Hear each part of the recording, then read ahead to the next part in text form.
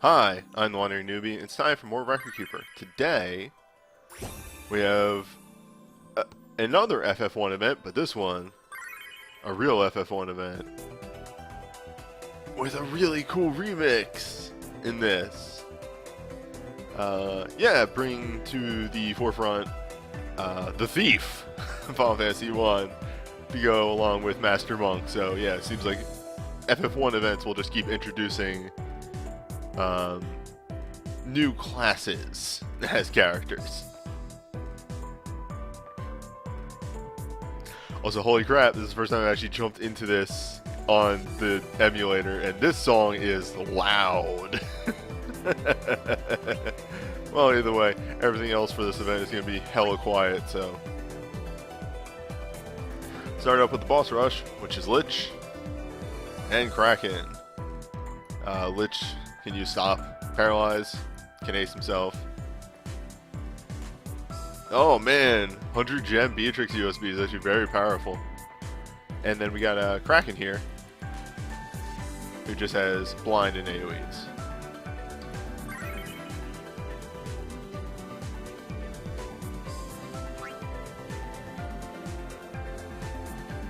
I'm actually going to check something real quick before I jump into this this boss. 100%. I want to see when the elemental banners go away to know if I'll have time to do like a quick discussion on all of them at once. Excuse me.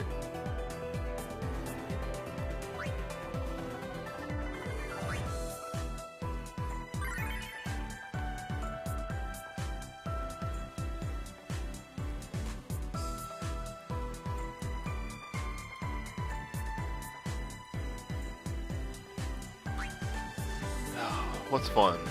Show me something fun, game.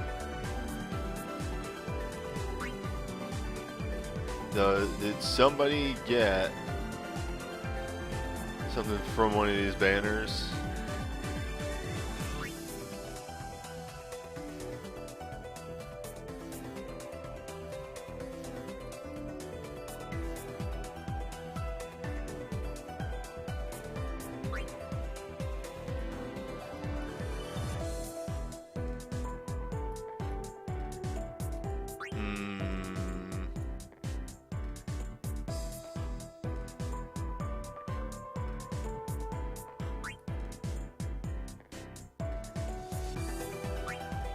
That's a bit overkill.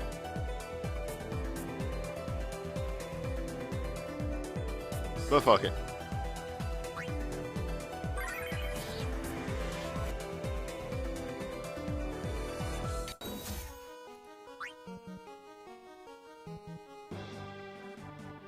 Let's go away. Not at the same time. Okay, I'll probably talk about these two tonight. Yeah. So we'll add these on to tonight's banner review.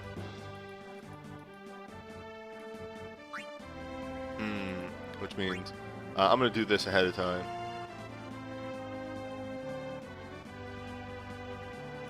There we go.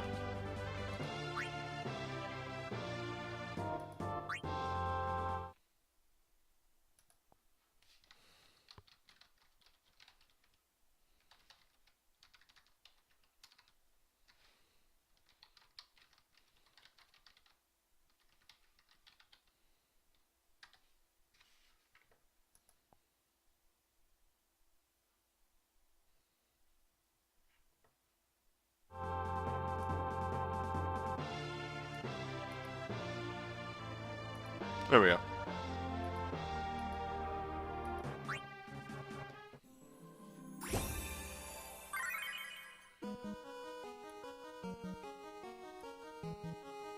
Right, let me get my my party. FF13 drops tonight. I bet it does.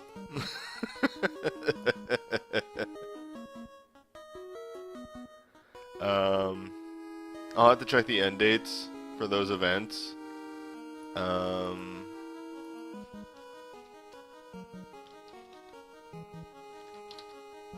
Maybe I'll just do it for my my Thursday stream.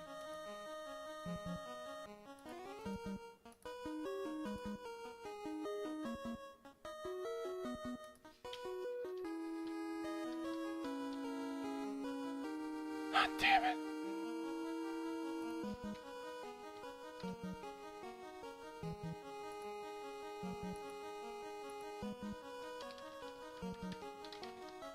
There. Thief is the word that I will spell wrong the most. The most. Whenever I'm writing like boss strat write-ups, I generally have to look it over like a couple times to make sure if I mention Thief's Revenge, I didn't spell it wrong.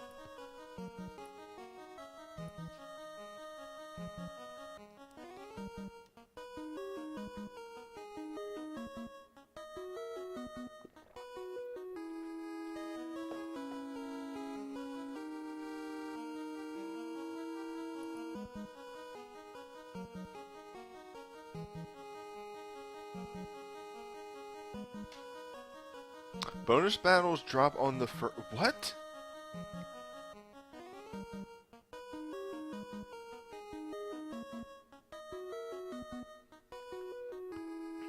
Yeah, I'll just do 13 as my Thursday stream. Just to keep everything clean. Okay. Oh. Okay, I forgot to change the go live notification. I was wondering why everybody was talking about a boy unleashed, and oh, go live notification, right, okay. Huh.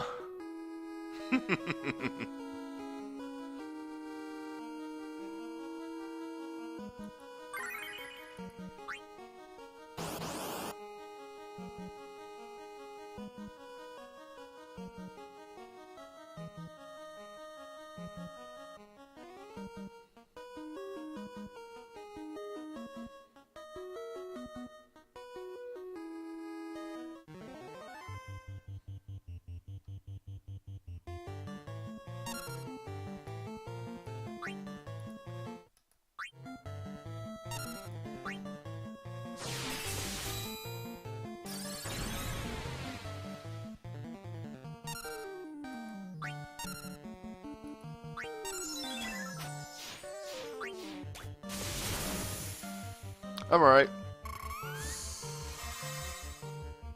Been having some trouble sleeping in a new place. But overall, pretty okay. So yeah, Lich here will haste himself at the start of the fight. You can bring a Dispel, which will deal with a lot of this.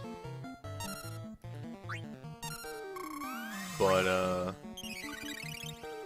yeah, lower level players I would definitely recommend bringing the Dispel. You don't want this boy to be hasted.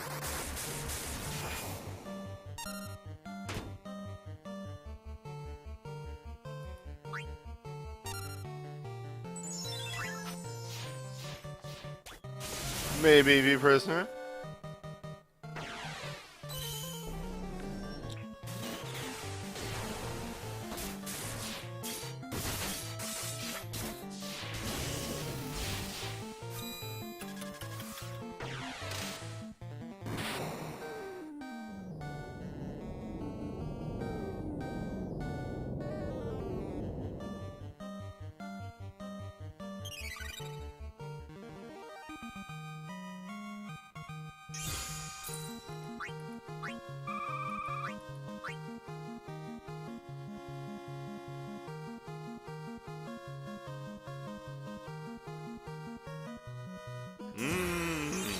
Interesting, okay. Didn't know that about that USB, because I'm bad. I can't memorize everything.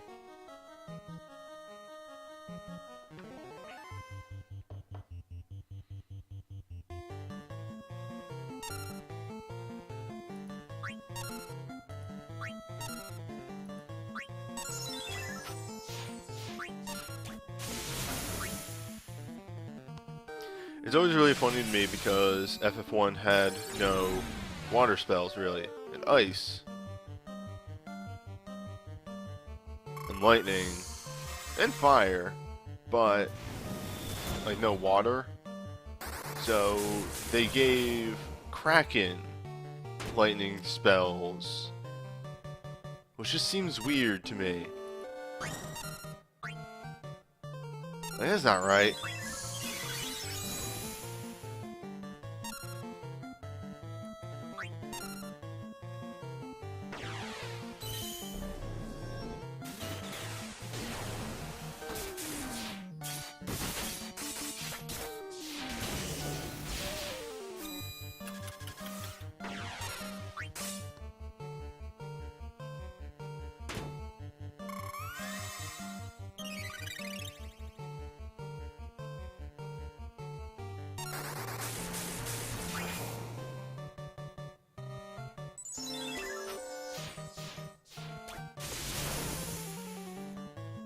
I remember when I first saw these dances in Japan, and it was like, these moves are stupid.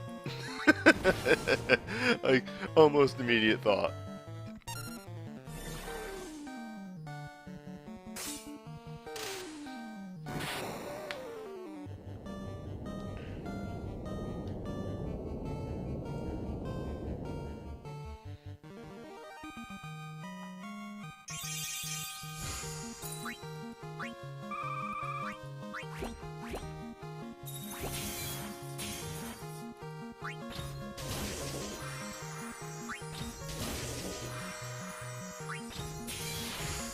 Ah, good. Give me eggs. Give me crystals. Delicious.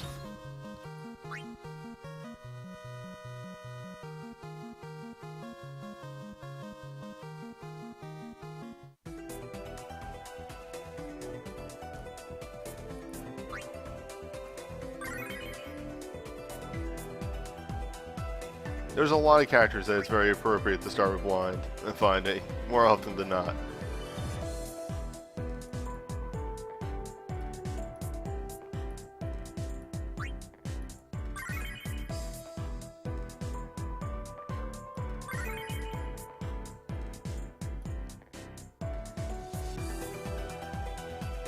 Let's give haste.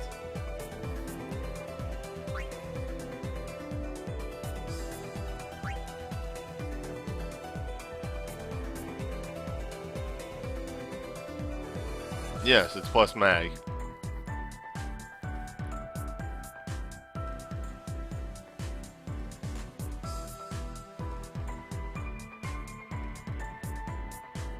Oh god, this was confusing the shit out of me for a moment. Okay, no, that's good, that's fine. Oh, lordy live. Okay.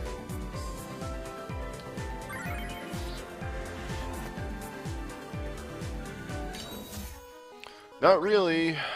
Another gamer. Usually I'm not hitting the magic cap. I generally am never hitting the magic cap. Magic cap's actually very hard to hit. Plus mag is actually generally better than plus magic damage. Generally. Unless you are actually stacking 1,000 magic boosts. Then plus damage is better.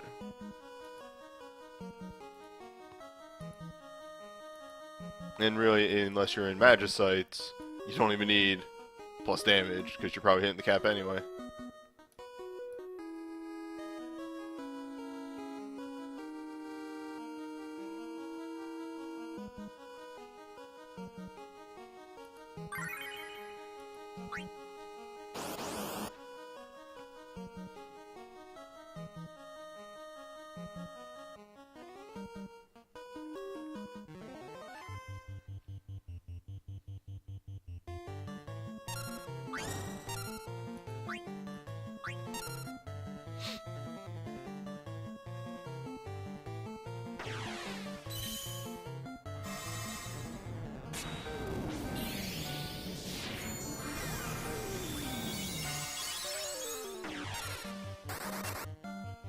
Damn.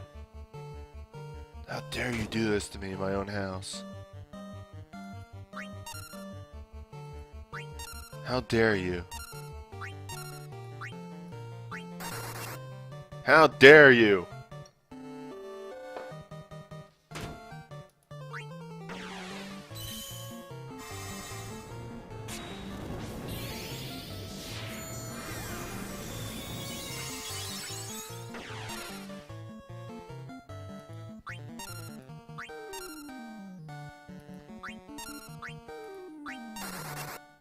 My God.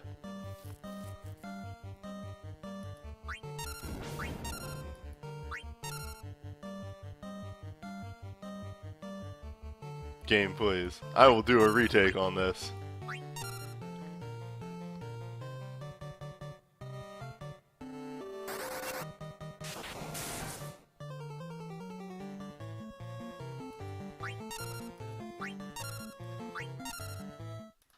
Speed this up a tiny bit.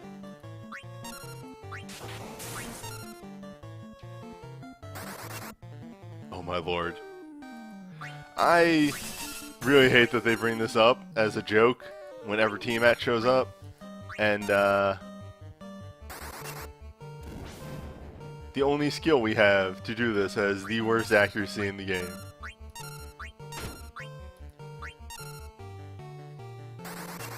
Alright. Let's take that again from the top.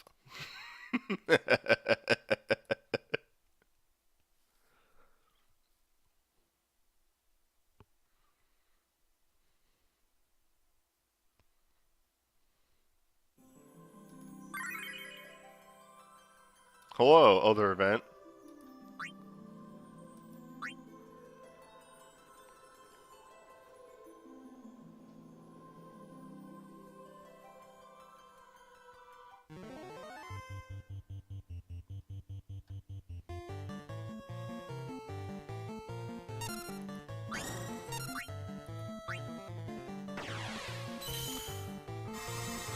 You're right, Break Strike would work, but as you stated, there are no Spellblades in FF1. So, an unfortunate thing in that regard.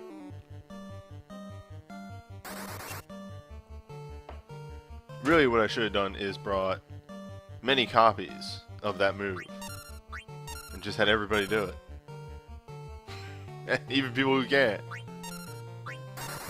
Everybody gets Break.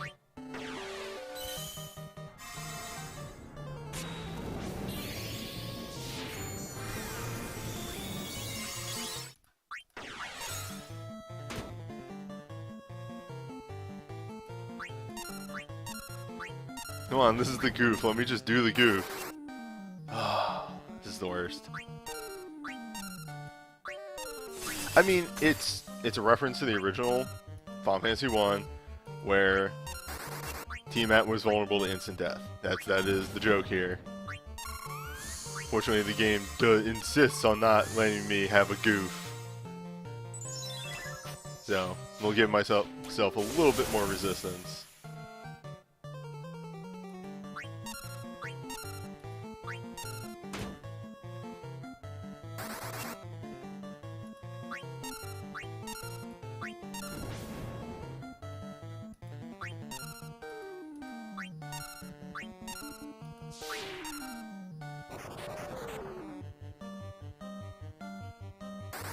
There it is. Yeah, hey! The thing. Yeah, it only took forever. Ah.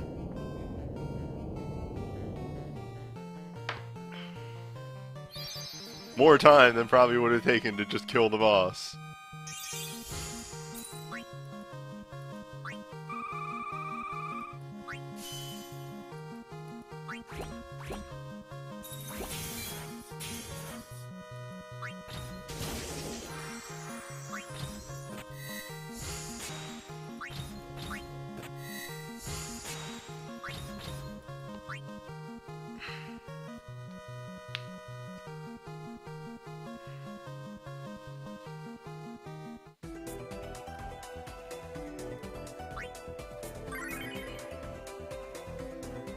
Yeah, no, I think Break actually only has like a 30% hit chance or something like that. Yeah, you getting it on the first hit was actually extraordinarily lucky.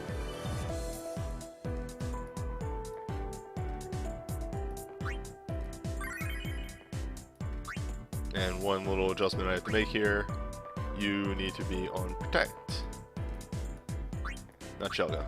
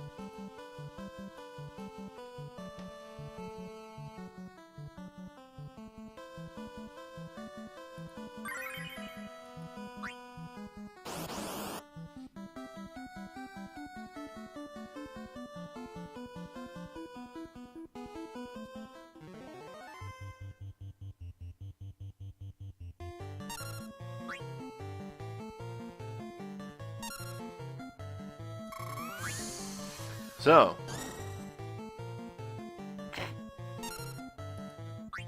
yeah, notable scene here from popular game FF1 of the Warrior of Light betraying the party, turning against you. Final days in the land of chaos.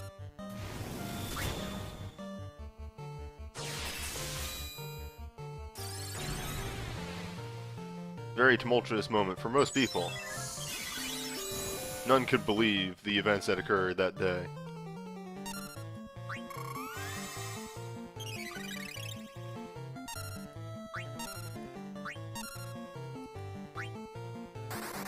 I brought a magic breakdown to this fight and I don't really know why. I think I put this party together about 2 minutes before I started the stream. Oh, and he's vulnerable to the stun. So, he just doesn't get to do anything.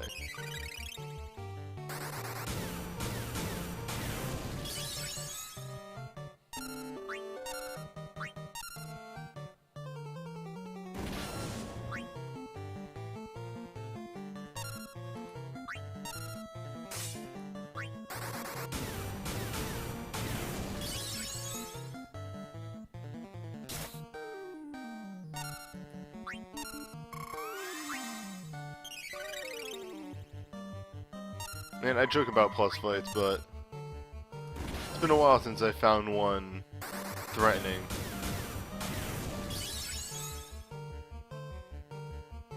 Which is sad, honestly, for me. Newer players obviously still have problems getting past these. But even in this day and age, you can just bring an arcane to these fights and be done.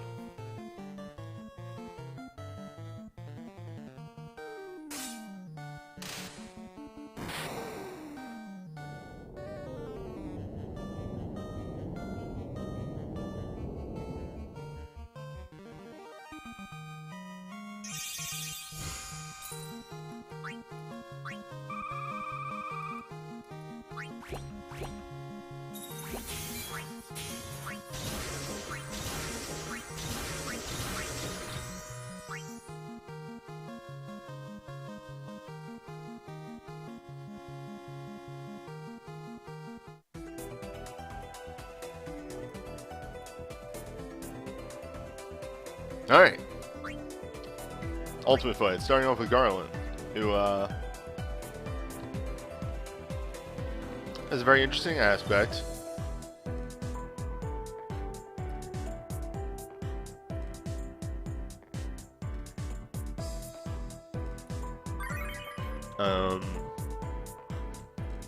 A lot of what Garland does is physical. And single target at that.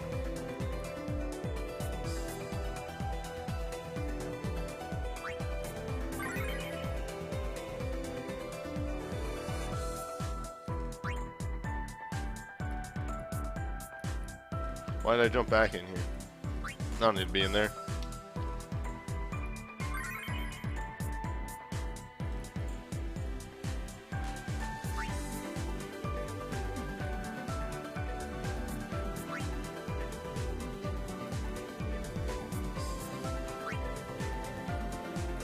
I want to hit up another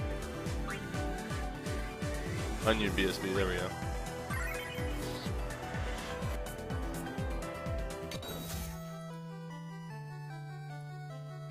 By the way, if you're curious what the remix on the main screen is, there you go. It's Chaos Shrine.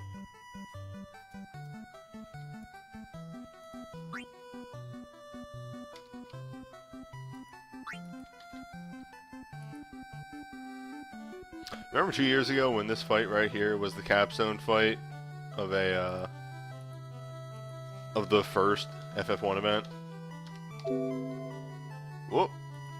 That's the wrong number. There we go.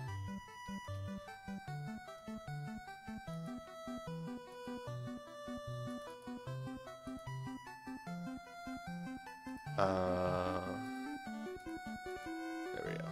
Whoops, that's the wrong image. There we go. I had at some point moved my thing down.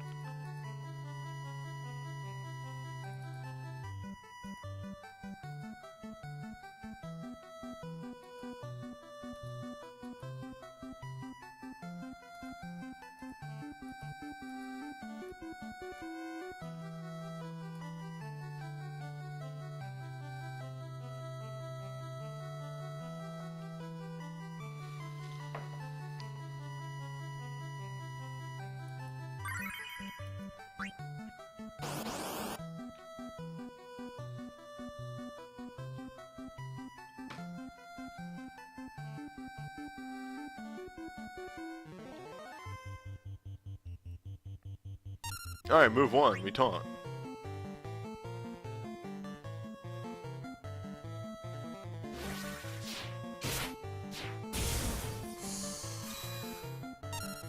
This, I think, is gonna heal, but that's alright. We didn't do that much damage anyway.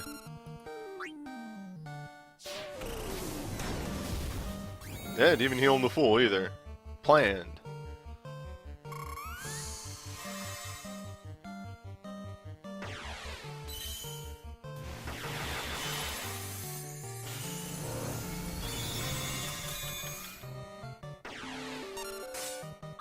Move 2.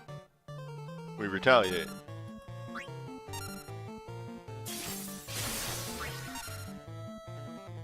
And with that, we are pretty much invincible.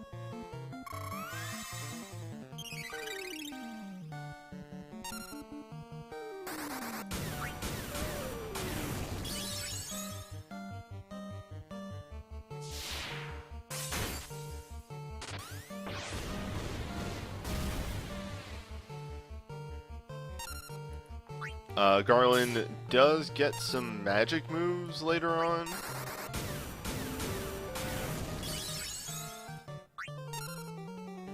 But that's about it. Case in point. But really, we're waiting for him to get pretty low for the, a very expert maneuver to occur.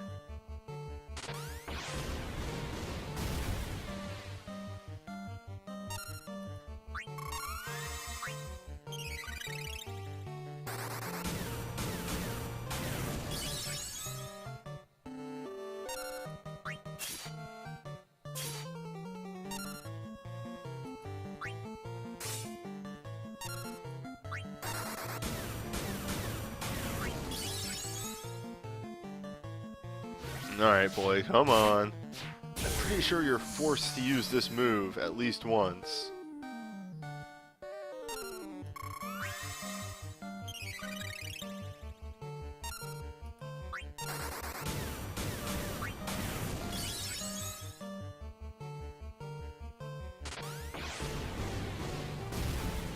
Yeah, I bet you that's what ends up happening.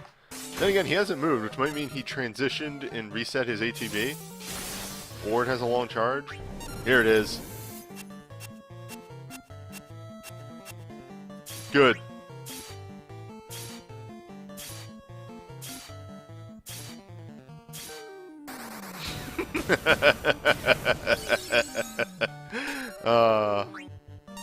Powerful.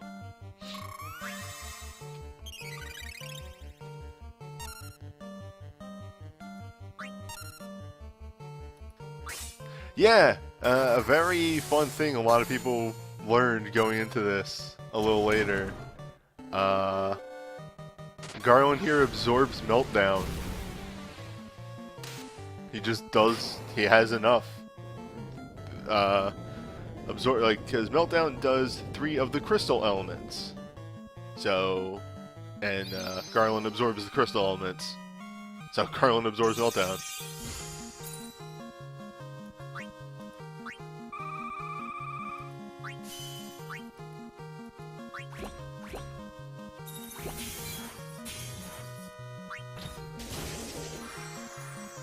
Man,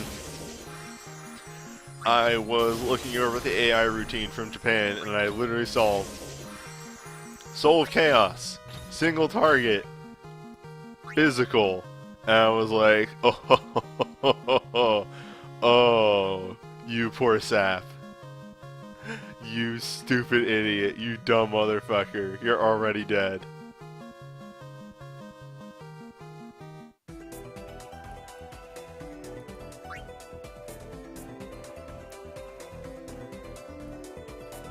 Mine resist stop. Finally! I think with that we have a full set of resist stop accessories.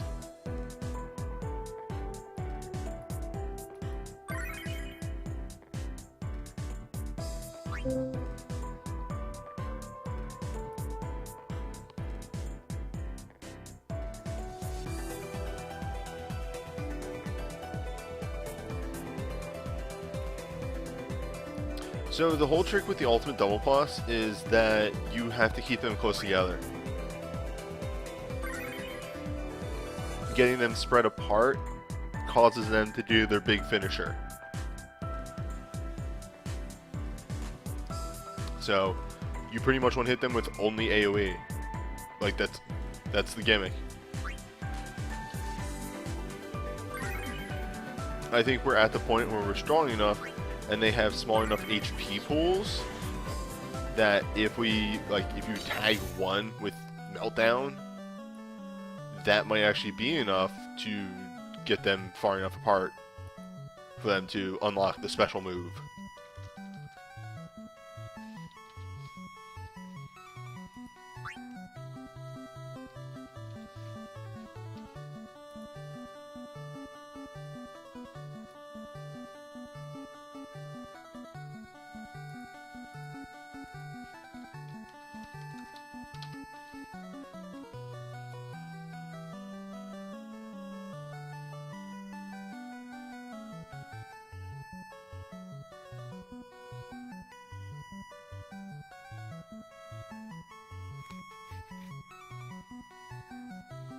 Yep. I'm going all summoner party for this. Oh, sorry. I feel like my eyes... Yeah, that was my eyes. My eyes sort of unfocused staring at something that made it look like there was something on the screen.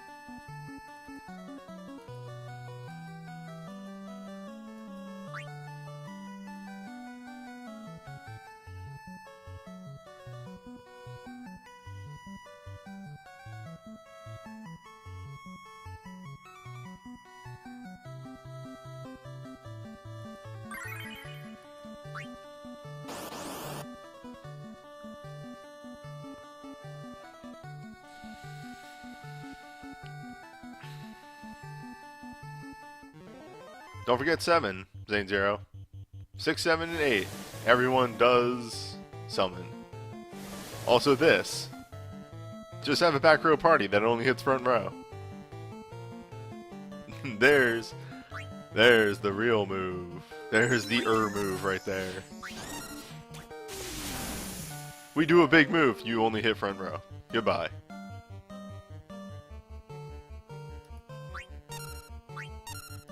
Alright, girls, light them up.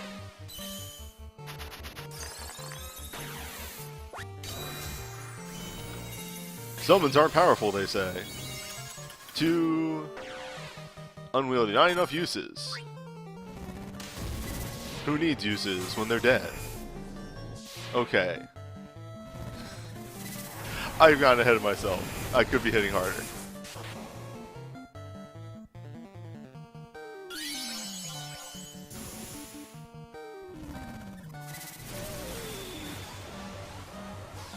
I don't have anyone for mate in this. Oh wait, I do have somebody for mate. God, I forget about Selfie. She counts.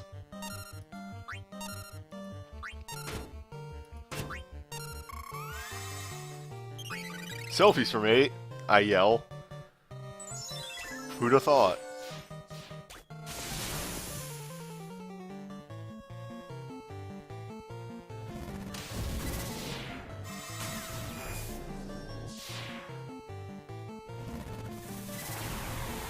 Selfies from Kingdom Hearts. Correct.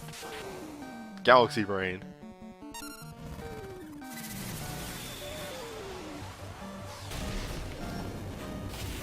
I wouldn't be using Legend Materia for a ultimate fight either way.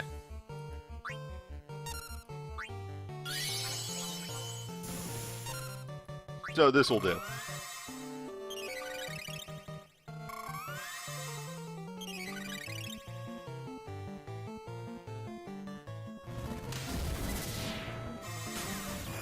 Instead we get days and days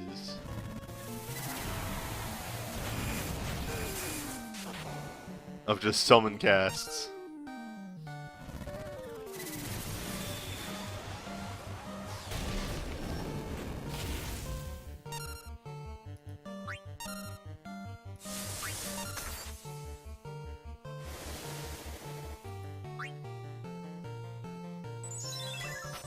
Luckily, they still have an Ice Storm that they can use, but it's not the ultimate version.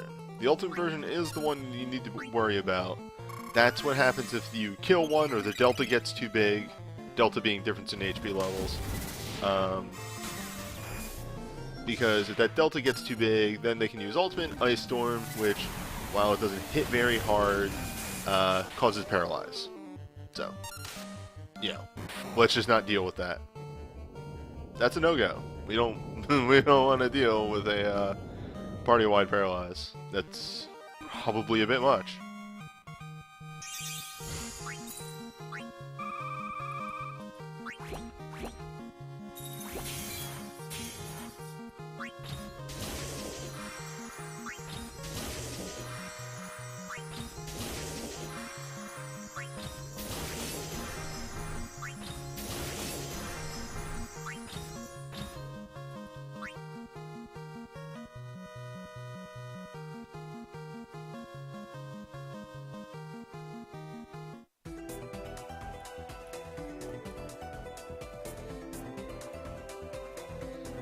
Alright. Sort of in a weird reverse deja vu for once. We've already done this fight, but in Crystal Tower.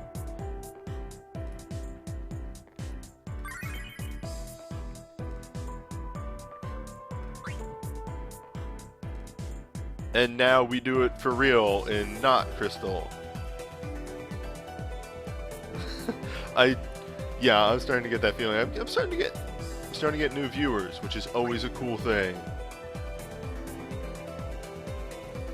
But yeah, some people aren't up on the gimmick of on anything that isn't an Apocalypse. I don't use soul breaks, and on Apocalypse fights, I only use supers or belows, which, granted, does get me access to some pretty good stuff like Sentinel Grimoire and what have you, but still limits me to an extent on broken stuff I can use.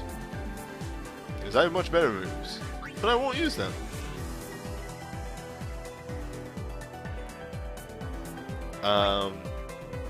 I kind of want a Hyper Mighty G here, yes, for the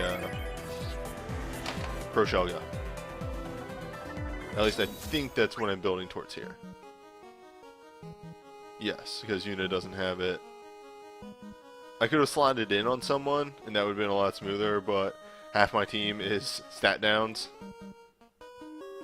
Right here. Maybe going a bit hard into stat downs, but hey, we'll see how it pays off.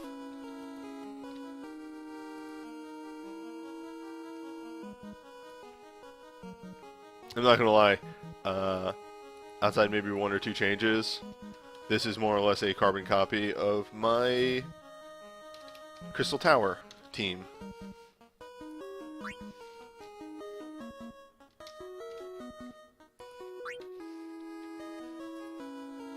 Which means this fight should be easier, because Crystal Tower didn't get as much synergy as this team gets. So I got 3 synergy weapons here. Crystal Tower only had 2.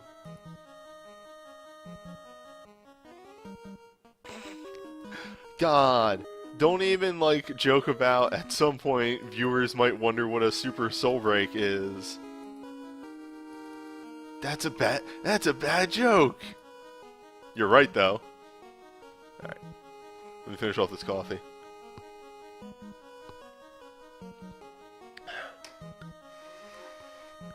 nasty noise moving that clock.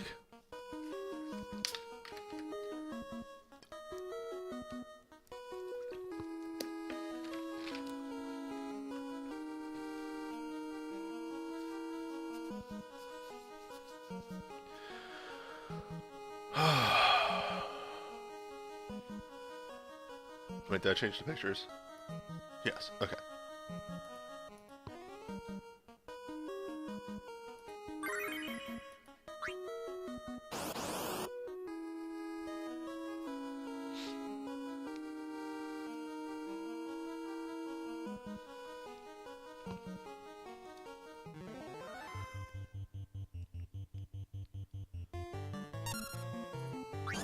Slam the shield. Shield. Having that move will never not be funny.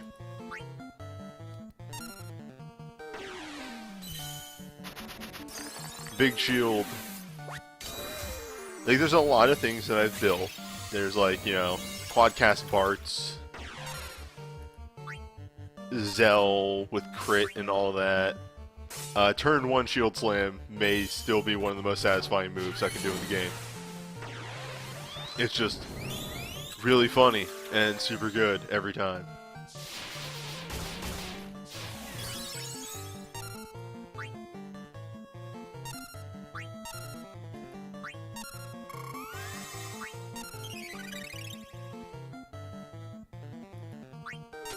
Oh my god, use your haste, you coward.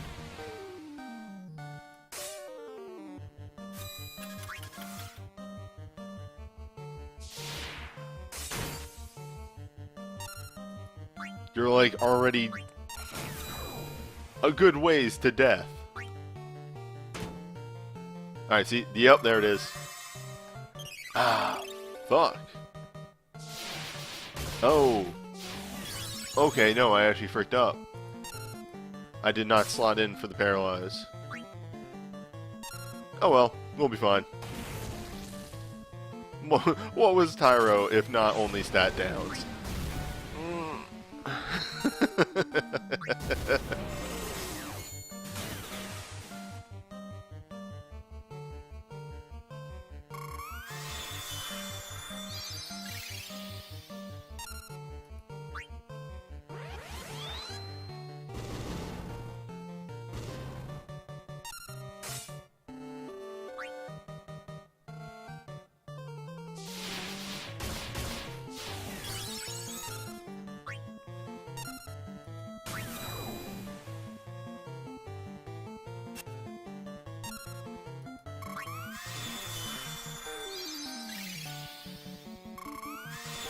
See, we just need to get double cast of Curata and we're fine. Especially next turn, which is where 2 of the characters might pop off.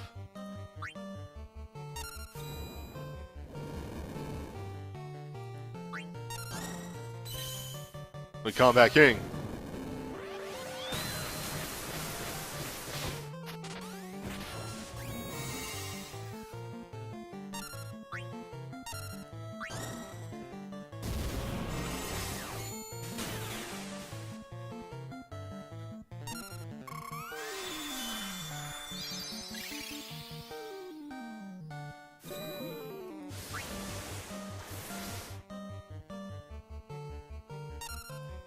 Alright.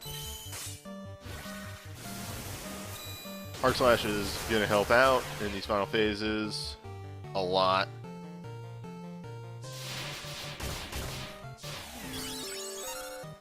We'll get this Miracle Veil up and going, and that should pop off right before the damage becomes unwieldy. Yeah, like Zell's getting really low. Alright, so that's the wasted turn. And then we should get Divine Veil off. Miracle Veil, Divine Veil. Look. FF14 has poisoned my mind.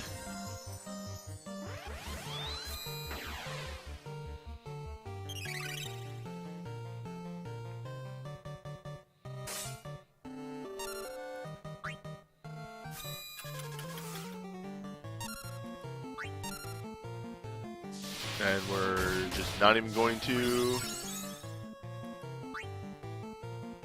Hey, Tyro! Welcome back. Uh-oh, guess what we lost? Who's ready for Danger mode?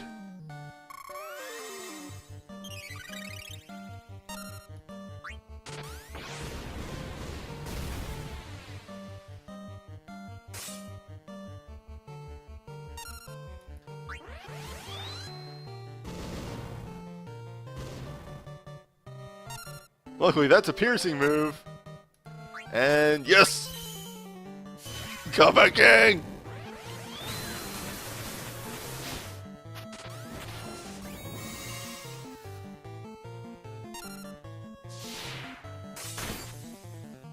Oh no!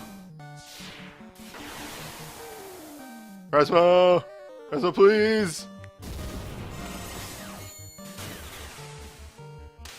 Nice!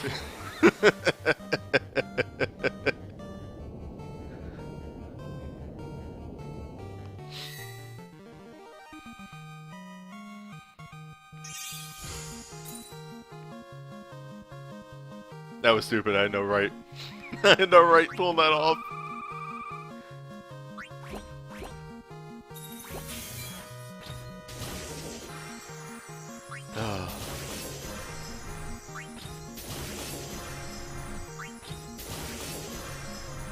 Man. You know, I'm not one to look gift horse in the mouth. Like, I think Apocalypse level fights are kind of that correct level of difficulty right now. Like, they require some planning, some soul breaks. Like, you definitely require soul breaks for them.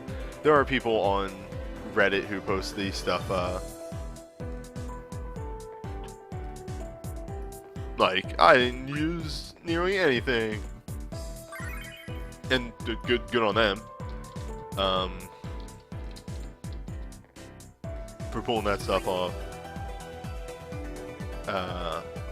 However, I just think back to looking. Yeah, I just had to look it up on my YouTube channel.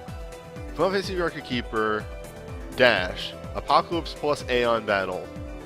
Video time 20 minutes 48 seconds. And like Shura. Apocalypse plus Leviathan and Ashura. Video time 18 minutes 22 seconds. Like, yeah.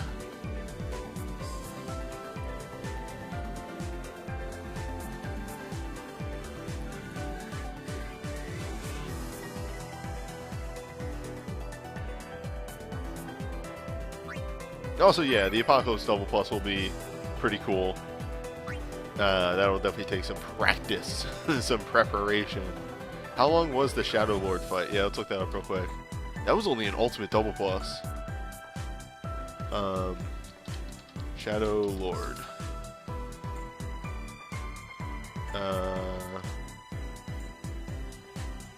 The Ultimate Double Plus was 11 minutes. The multiplayer Apocalypse Shadow Lord was 16 minutes.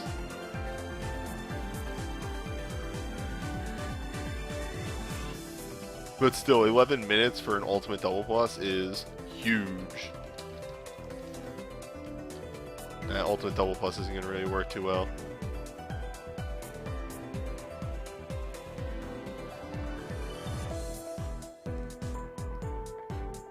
Yeah, we did get a sneak peek of Ultimate Double Pluses during the Kingdom Hearts event.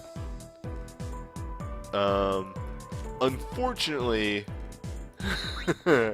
I jumped on Twitter, or not Twitter, Reddit after that event, and the general consensus from the Japanese players was Cloud is the easiest Apocalypse Double Plus. So, uh-oh.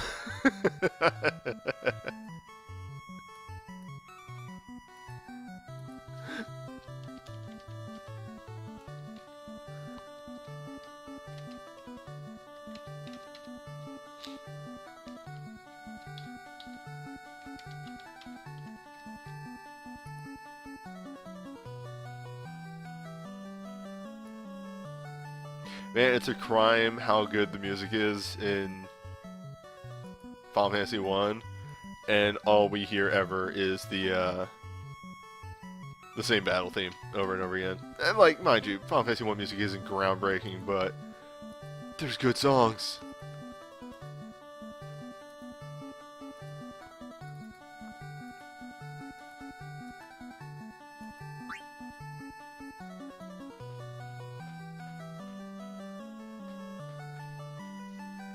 Yeah, that's the thing I heard too about the Apocalypse double bosses, is the first one isn't too bad because they scaled it properly.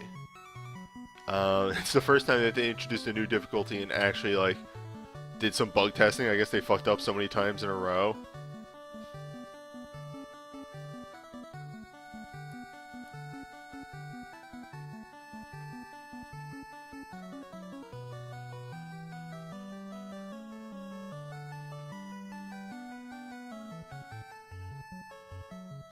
Yeah, the Sid missions for Apocalypse Plus is an extreme toss-up in the air of, do I even care?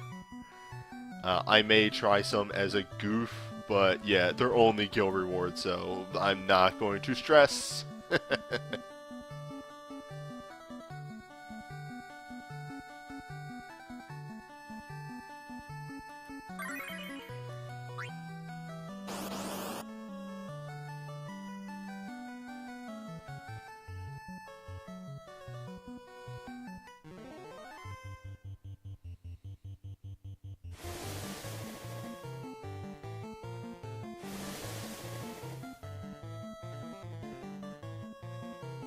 Alright, a very solid start.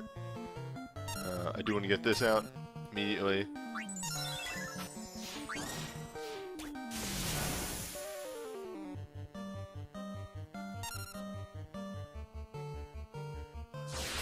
And we're going to wait for that magic up because, honestly, numbers may be an issue in this one. We'll see. I was figuring that numbers from the, that numbers were going to be higher in my initial testing. Well, okay, she's getting pretty much the same numbers that others were.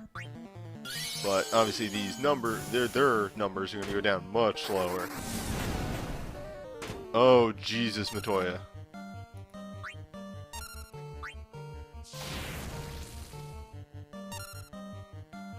Well, at least Blank carries his weight.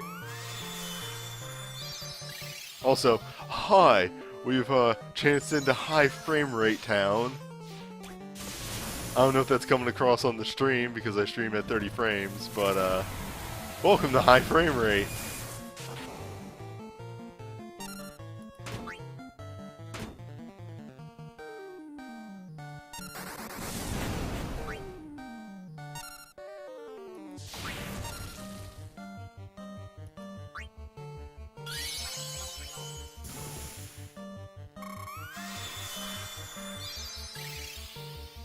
Yeah, I looked up once the deal with the high frame rate stuff, and I just don't remember.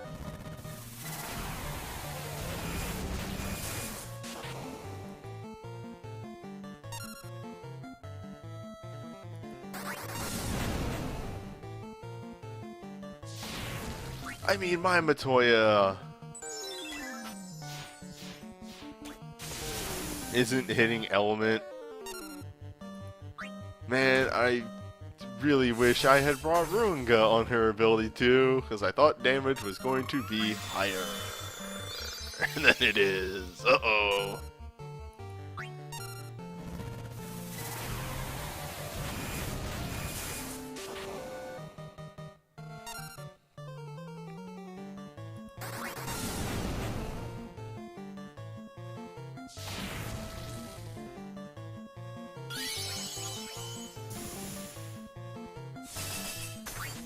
I mean, the long and short of it is, and I don't think this is a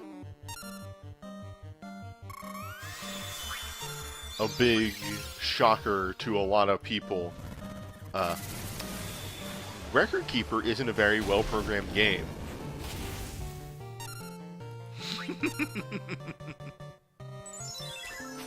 Oh, man. Okay, like, they're weak. I could go for the Danger strat, or I could have her refresh the Soul Break. Make sure we don't run out. There we go. We found a use for Matoya.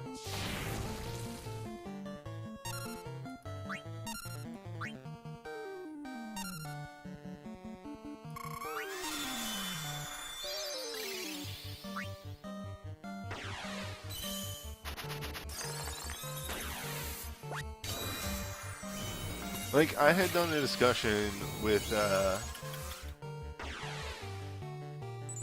you know, friend of the stream, frequently on the multiplayer videos, Rob, about just why Record Keeper has so many problems lately. And apparently, like, there's some lawsuit with Oracle, and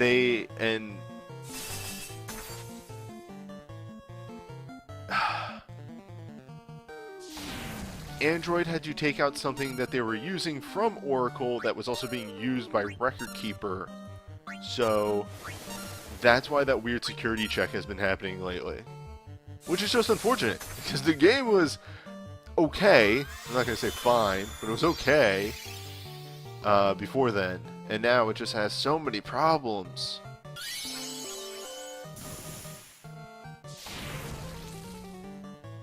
Who knows, maybe the PC version will fix that.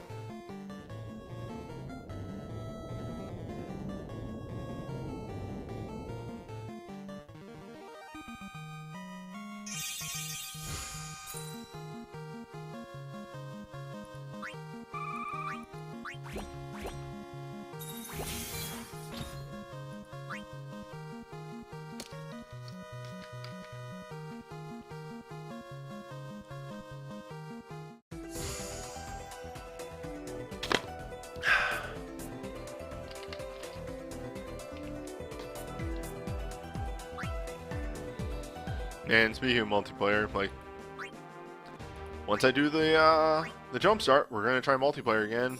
And I really hope it works at all.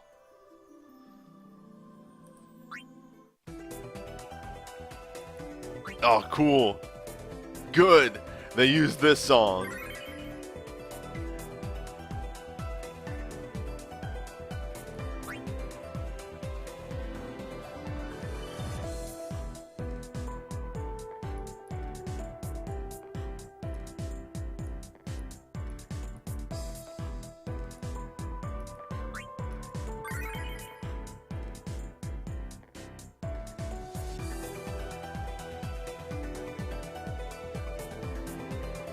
Why do I have so much armor for this realm?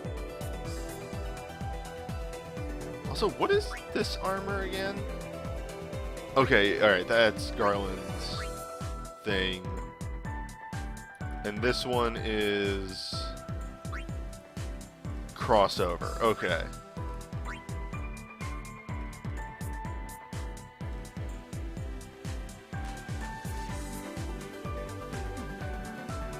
Chump says you. I use Vanille for everything. Vanille is still a pretty solid healer, and I think Ishtola is the same way, but yeah, meta. Oh, the meta! The meta, I yell! The meta, as I 30, sub 30, 6 out of the 8 3-star Magistrates without a Wrath and Truster. The meta. Meta can eat my ass.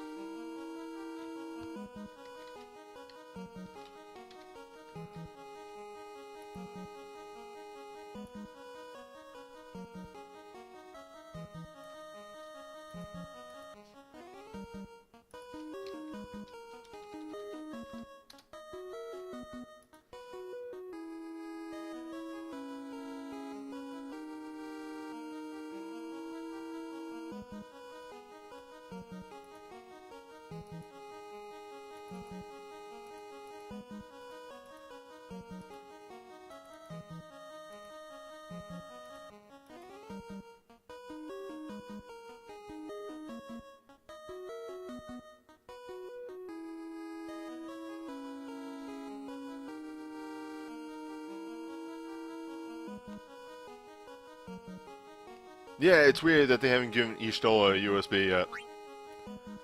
You know, I mean, she's the star of 14, and no USB. Whereas, you know, Minfilia has one. Estidian has one. All of the Heavensward people have one. Nothing for Y'shtola yet. It's really weird.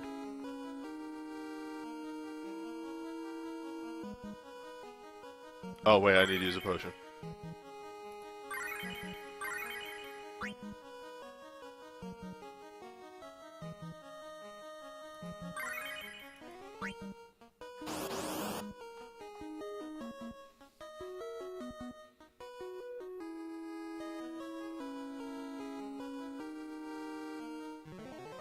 Well, correct. Sidgar Lord is the hero of the people.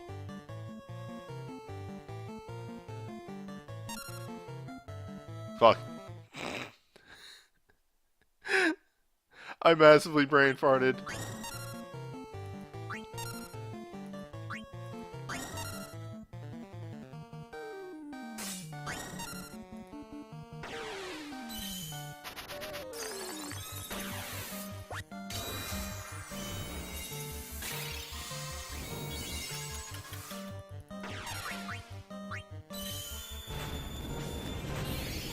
Yeah, I was too busy thinking about them SIDs. Man, thinking about Sid.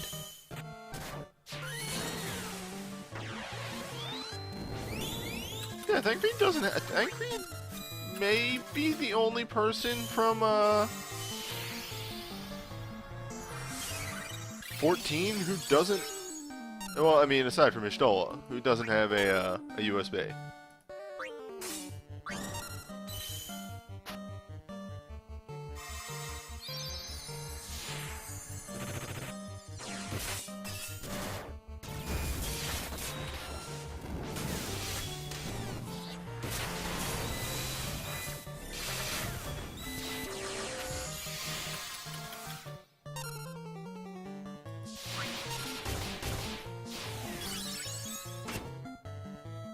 Oh, right, the paralyzed accessories. Knew I was forgetting something. One moment.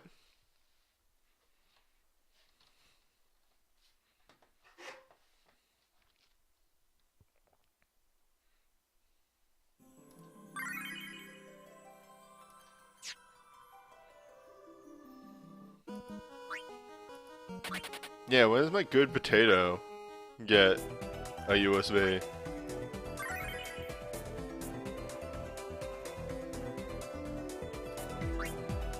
Please, for Retractor, Papalimo, Thancred, and Y'shtola. Do not forget about Y'shtola and her lack of BSB.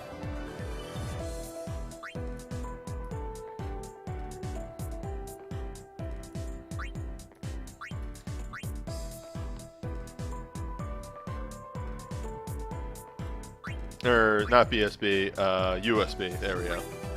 Sorry, my brain.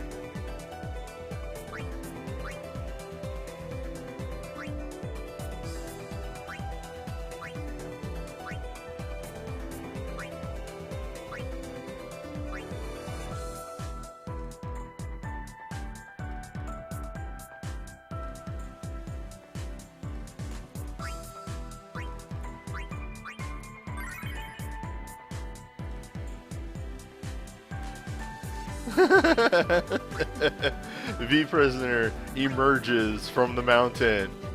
Fuck. This is actually the best emulator.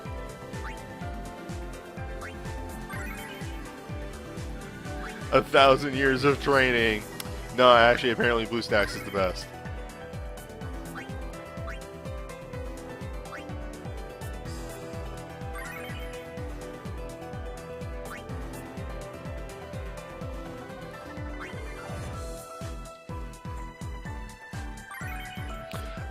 I have a USB for Zell, which technically is better, but, actually, is the USB...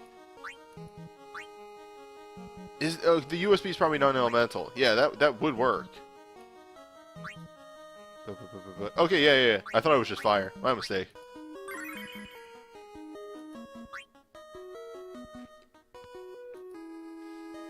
I mean, the downside of using the USB means I don't get to yell Combat King 3 times in a row. Which is a strong proposition. I get to hoot and holler about the Combat King. Also, some air noises coming your way.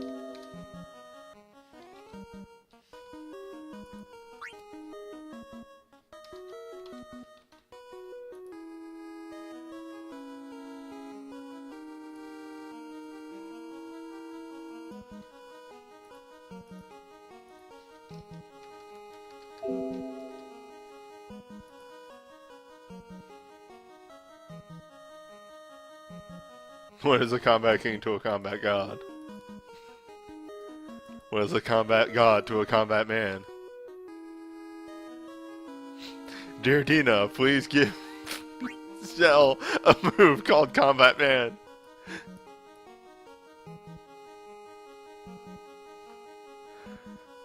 Oh.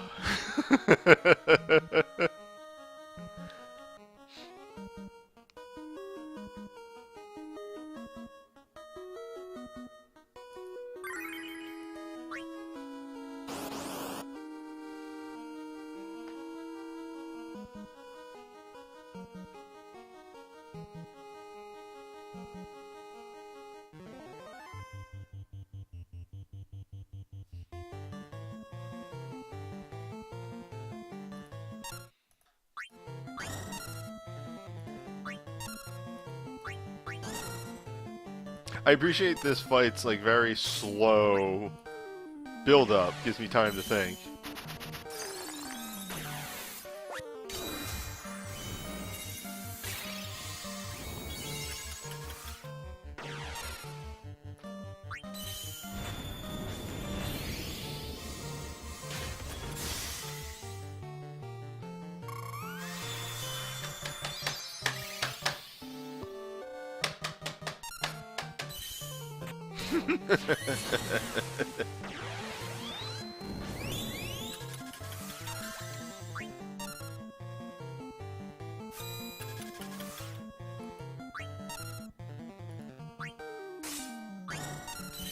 What has been the hardest multiplayer fight to date?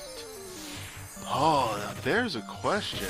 There's been a lot. Like, for reference, the recent image that I used for the multiplayer that we just did was multiplayer 72 or something like that.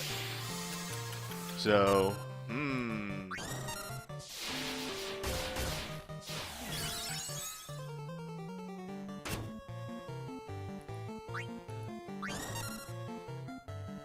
Nemesis wasn't really too hard for us.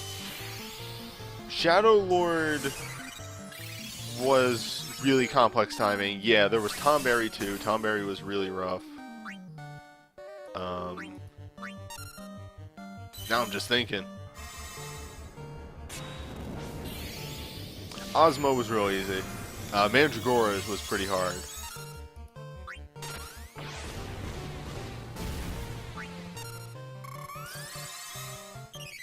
Like, yeah, Mandragora is probably top tier. Up there, Shadow Lord required some really intense timing. I don't think we had that much trouble with Unalesca. Also, oops. Let me just do that.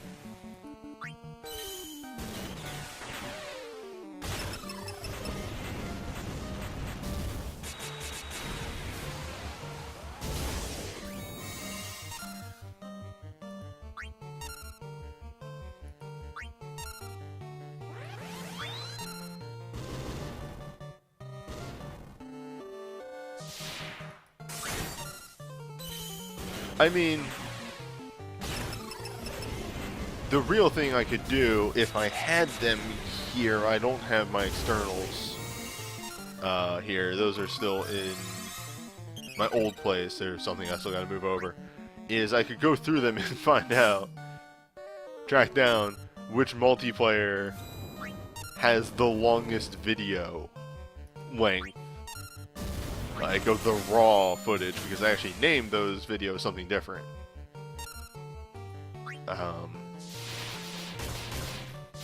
So I could go back through and find out.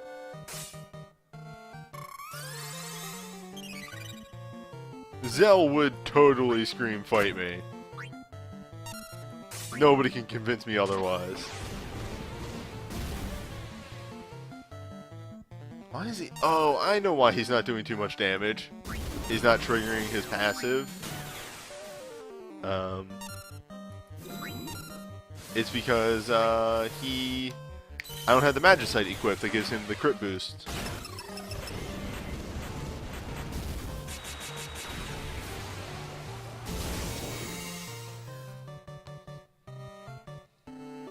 Yeah, I usually, whenever I'm running Zell's passive, or Zell's USB, I have Isgabind equipped to give me that the crit boost.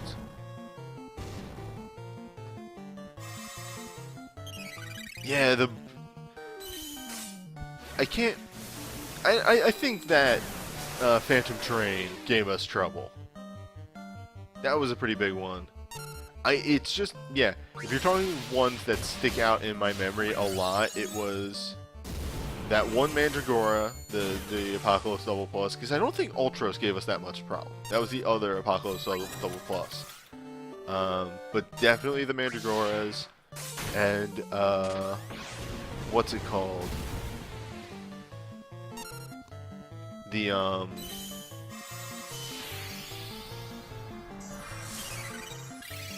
Shadow Lord. Shadow Lord was some extreme timing.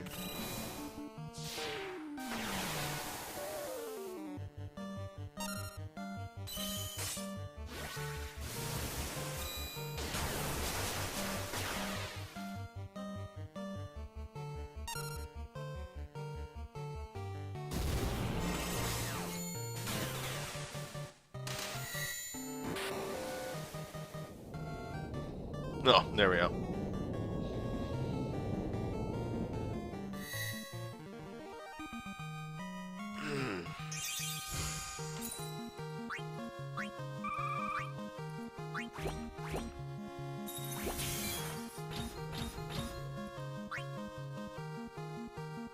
Yeah, let's attempt some multiplayer, and while we're loading into multiplayer, them easy multiplayers, I'm going to open up my YouTube channel again, search videos, multiplayer.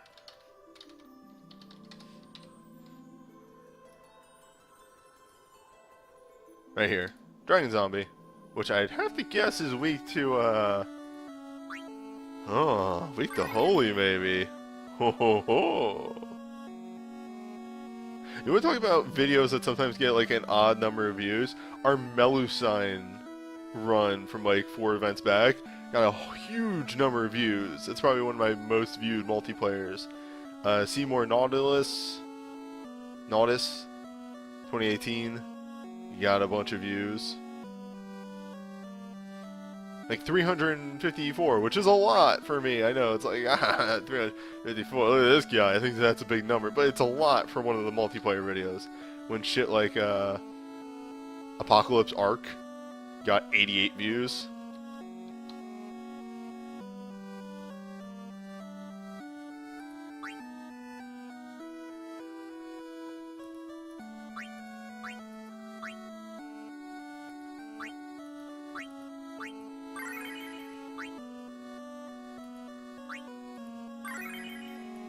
Okay, well, let's be smart here.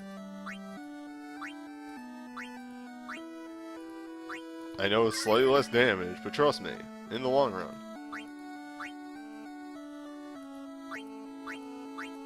Ooh, excuse me.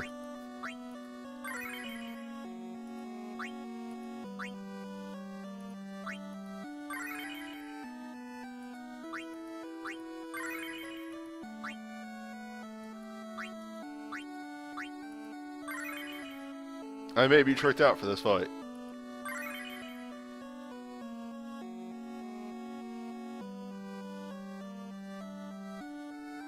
Man, the quiz was so good. Okay, but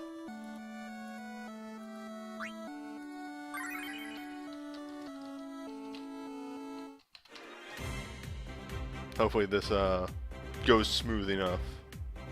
And let's go through these multiplayer videos and see which one was the longest. That's what I'm curious about.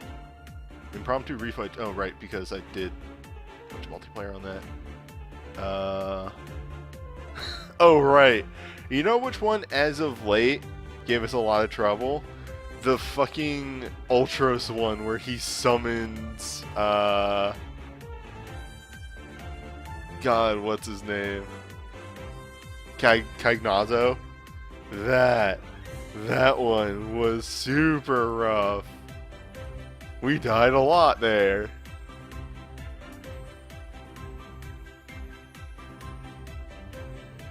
Title Cagnazzo was fun because we went into that multiplayer and I didn't tell them anything.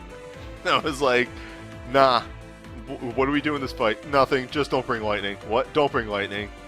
Are you sure? Don't bring lightning. Okay. If you insist, don't. Don't bring any lightning moves. Don't do it.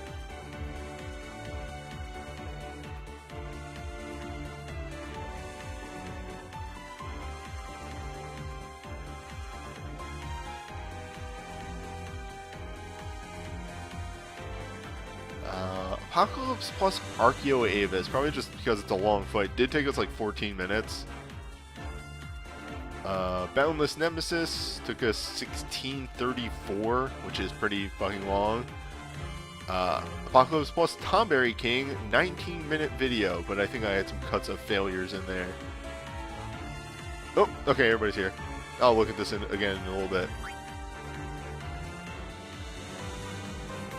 Apocalypse plus Soul Cage, 22 minutes. Apparently a rough one. Apocalypse plus Sorceresses was 21 minutes, but that's just a very long fight. Apocalypse plus Cagnazzo was 18 minutes, as was Unalesca. Alright, Kite's in.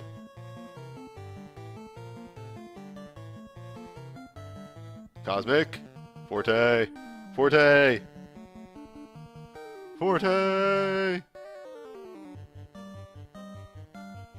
Nah, I think that's probably a failure on Forte. No, Forte got in! Yeah! Everybody's in! Alright, I'm putting up shield. Enjoy.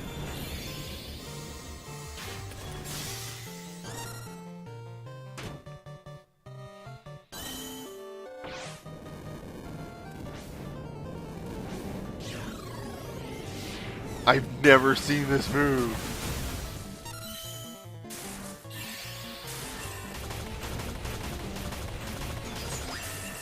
Oh, did I start with the hard one first?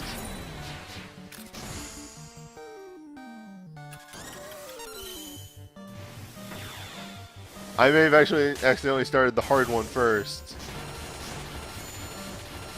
I usually do hard second. Well.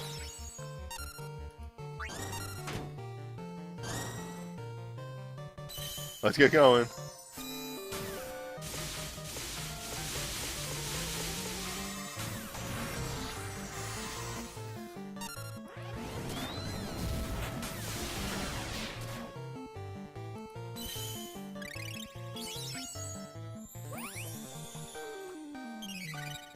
What was that?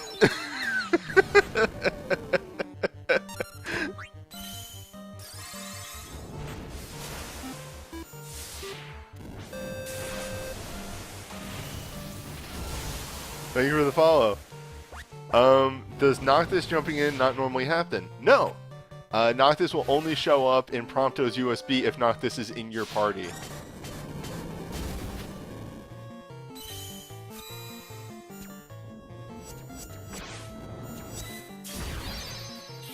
There we go. Do the other two jump in if they're in the party? Unfortunately, no. I would love if you had a party of all 4 boys if they were in that USB. But unfortunately, Noctis is the only one that jumps in. There we go, though. That was the stealth get everybody else. This time, different. Doing it out of order, on purpose. Not actually on purpose, I fucked up. Sorry. the people who wanted to get in on the hard. But this time, now you can get in on the easy and just dunk a fool.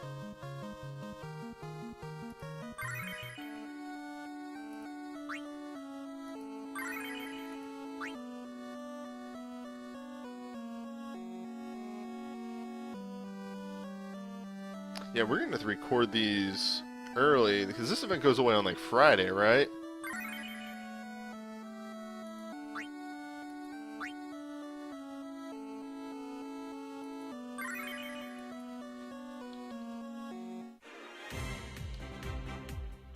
Oh god. There we go. Okay, let me take some other things real quick. Alright, so multiplayer Cognizant and Unalaska took a while. Hashmal took a while. Belias. No, Hashmal didn't really take too long. Obviously, the double pluses took a very long time, both men. Actually, Manager Gorez, while a hard fight, was only 11 minutes. So, go figure. And, okay, now we're hitting the Apocalypse level fights. Again, Shadow Lord was 16 minutes. One of these I always remember being very long. Yeah, here we go. Barthandelus. That one was 15 minutes for an Apocalypse level. Not even an Apocalypse Plus.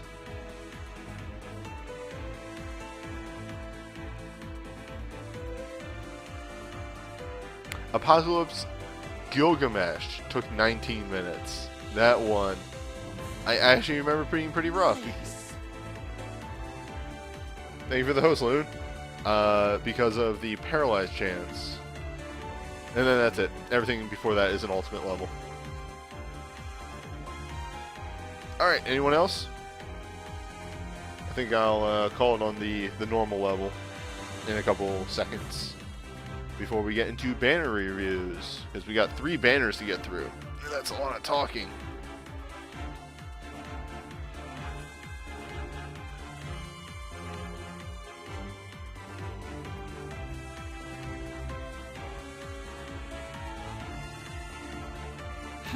The boys are here.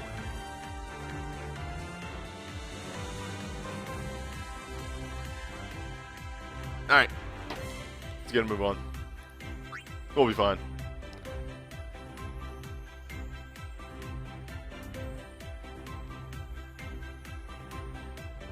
As long as everybody connects. Fingers crossed.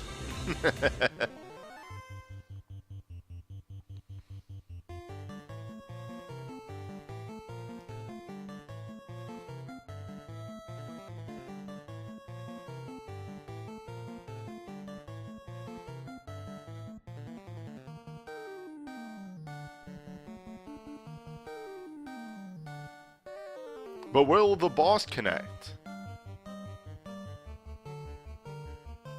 Therein lies the question.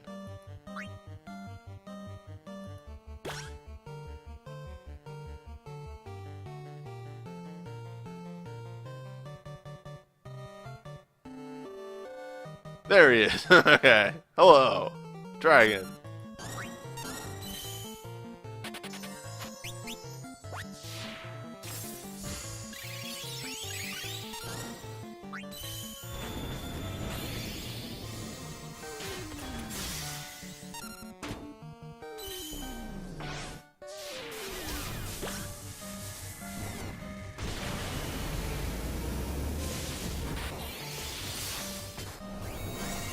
That's a bit much. Oh no, not again. No!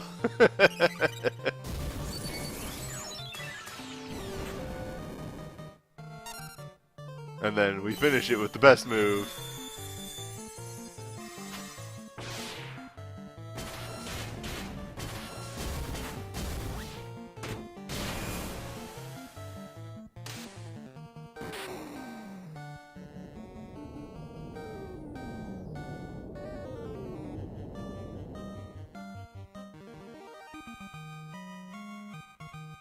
Ah, good. There's people in the chat who have never seen Warrior of Light PSP. A very powerful move. Alright, let's get to chatting about banners. I have many banners to get through, and I'd like to finish before 11. Yeah, thanks, Mimir.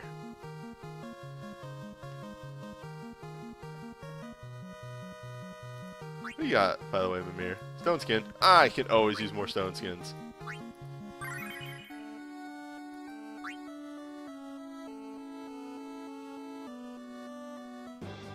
Okay. Not today on this one. But let's look at a couple of these. Let's start with the elemental boost banners, and then we'll hop into the FF1 banner after that. So first up, we have Frost Geyser. Frost Geyser is... So here's the thing. Frost Geyser is a really good chain on a less than stellar character. I bring Snow to Tiamat for Frost Geyser, and that's about it. I slap... yes, we're getting a banner for each element, I'm fairly sure. Actually, I don't know if there will be another water one. Somebody in the chat might be able to answer that, but I'm not 100% sure on that. But yeah, so Snow is a lackluster character. The most that you can do to maximize on Frost Geyser is Icicle Rush. But the nice thing about Frost Geyser is it does have a 2k HP heal attached to it, which is very nice. I really like that. It actually saves my butt in what's it called? T-Mat all the time.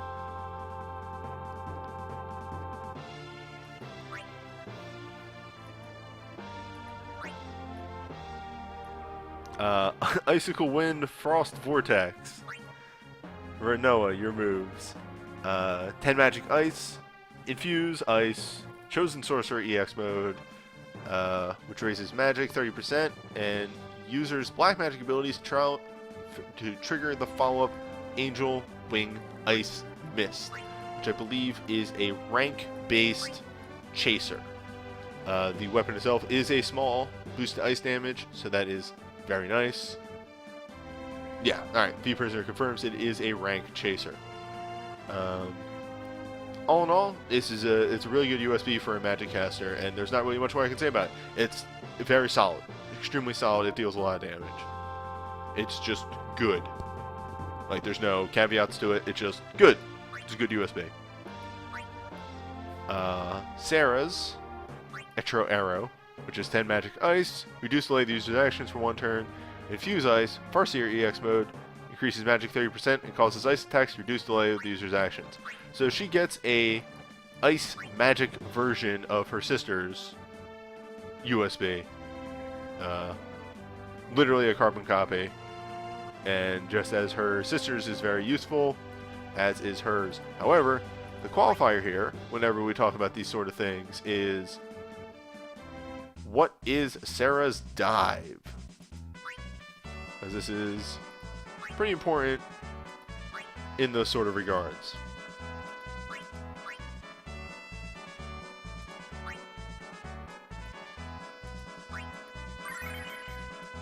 I mean, yeah, it's regular quick cast, not high, because nobody will ever get high again. Lightning's is stupid. Okay, so that dive isn't fantastic.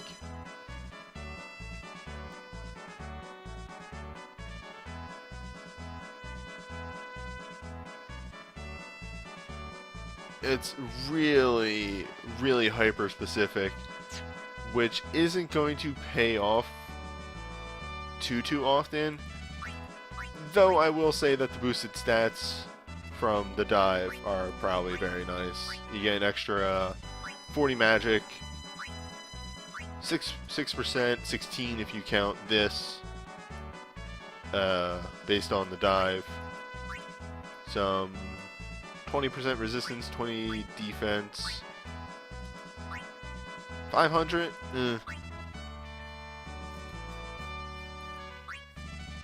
I don't like the, and I hate to say, like, the speedrun meta, but actually, for Magicite, the slow ramp record materia are not fantastic. But that isn't to say that if you get this, don't dive her, because it's still a really solid soul break, and that dive does add a bunch of damage and stats onto her, so it's not the worst. It's not like, I don't know, Ovelia.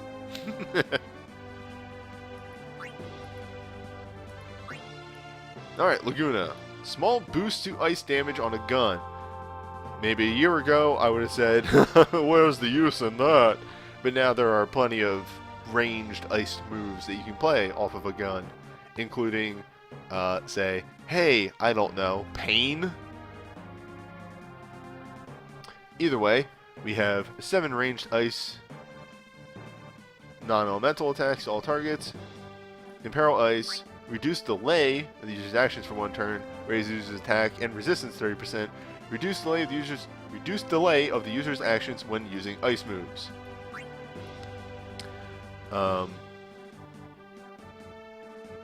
So, again, we're seeing a carbon copy of the reduced casting time, quick cast stuff. So, the nice thing about this, though, is you can use this to combo into the Machinist move. I think it's Ice Offering, which can help to reduce imperil even further. Or you can, as somebody in the chat says, perfect for freezing snipe if you're going for a what's it called? A chain. And also somebody mentions Laguna's dive. So let's take a quick peek at that. I'm just going to scroll to get there, because it is actually faster than just sorting again. There he is. So he gets Machinist up, Machinist double cast, so okay, that's why you reduce freezing snipe. Gun damage up, so not even Machinist damage up, gun. And then over here we get resistance to blind. Very nice. Also, a nice amount of HP. Like 800 HP, that's not bad at all. 40 attack, 20 defense, 30 resistance, ooh, 40. No, 30-30 on the defenses. So yeah, it's a very nice dive. It makes him quite a tanky Machinist, all things considered. And the synergy with that USB is actually very nice. So yeah, that's not bad at all. Laguna's soul breaks have really turned the character around almost completely. Laguna really sucked when it first started out. But the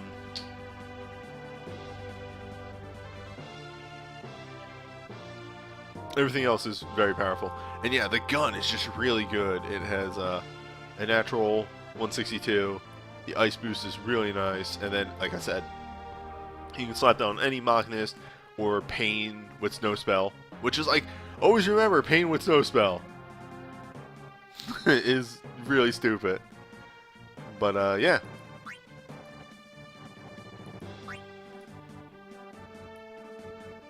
So, Sorceress Awakening is a old soul break. Not really a lot to talk about with this one. It's an 8 AoE, Earth Ice intro. Command 1 is a 4-hit Earth. Command 2 is a 4-hit Ice.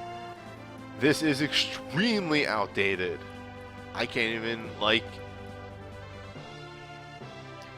Pretty much, if you are using this in modern day, you use this for the stat increase for being in burst mode.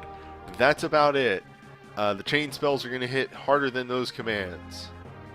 I can tell you outright. Such an old soul break. It is sad to see this on this banner. Especially right next to Moonfrost arrows, which is actually pretty decent. With an 8 magic ice and in ice. Command 2 is a 2-hit AoE. Command 1 is a 4-hit single target. Still not fantastic by our modern standards, but isn't in ice. And sorry, I forgot to mute my mic for that drink. But yeah, is at least in ice, which is a lot more than you can say for Runawa's. This one is easily, though, in ice out of 10. It is just damage with an in ice attached to it. Doesn't really give you any more utility. Freezing Beam is an 8 physical in ice on Laguna, which is like, yeah, okay. Command 1 is 4 single targets, 5 if vulnerable. Command 2 is 2 and remove delay from August abilities. So, this can actually deal some considerable damage if you command 2 and then go into command 1. You could probably, if you push it, get 6 commands in. Or, yes, as V Prisoner points out, you can combo this into Freezing Snipe or Frost Offering. Those are both legitimate moves and synergize with it pretty well.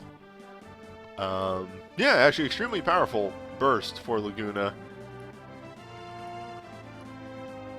If I didn't have a chain and I had this instead, I would probably substitute Laguna in for Snow on my T-Mat team, because this would get a lot of work done.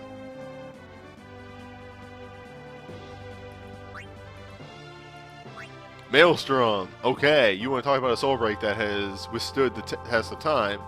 Maelstrom is still one of the best ice magic Soul Breaks. It is a 8-hit Ice Dark intro with an in-ice attached to it. Command 2 is a defense magic bargain, AoE 2-hit. Command 1 is 3 to 6 magic ice dark damage based on the user's magic stat. Insanely high magic requirement on that magic stat, but pretty much 2 stacking breaks, 2 stacking buffs from your party, and that command 2 is pretty easy to hit. And yes, as V Prisoner points out, Adia has access to Memento Mori. It is not actually that hard for her to hit that 1200 magic breakpoint for command 1. I more often than not find myself hitting that breakpoint. I more often than not see the 6 hit instead of the 5 hit. Yeah, again, Maelstrom has stood the test of time. It is one of the most solid ice magic breaks. And yeah, when you are hitting 5 or 6 hits, command 1 flat out beats Chain Blizzaga. Just 1,000. It just is better. Just is better.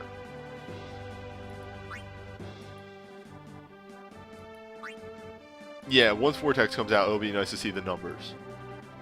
But right now, it just is better. And always remember, it's 6 hits. So, like, where Vortex will cap out at 40,000, that command 1 can deal more, in theory. And here we go. Miekyo Shishui. Miekyo Shishui. Yeah, second best physical ice burst right here. Deal 8 physical ice, non-elemental to 1 target. Raise your attack and resistance a moderate, or 30%. Infuse ice. Enter burst mode. Command 2 is a 2-hit defense attack bargain. Command 1 is a 4-hit with a decent multiplier. Not as good as, say, Hailstorm, but still a very nice multiplier. The catch is on Ayame. This makes her the physical version of Rains. Rains, yes. An entirely self-sufficient physical attacker who can buffer herself up to the attack cap pretty effortlessly.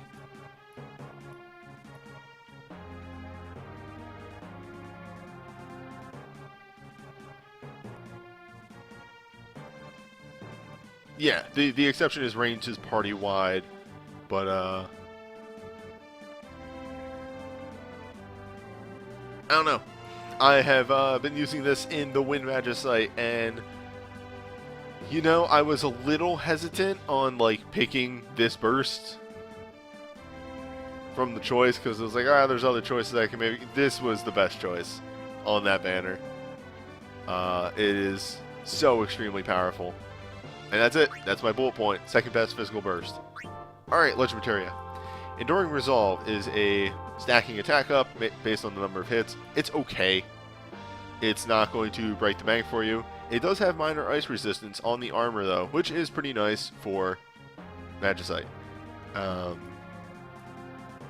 If I went 111 with this, I'd be a little disappointed. Defier of Fate, kind of in the same category. It's a minor ice boost on the armor. It's stacking mag up. And if I went 111, I'd be upset. Luckily, I have both of these already. God. Splash, for fun. Again, minor ice resistant armor, but instead, small chance to temporarily lower a target's ice resistance a small amount when using Mockness abilities. Of course, that percent chance stacks with Frost Offering, so combo the two moves together and you get a pretty good bang for your buck.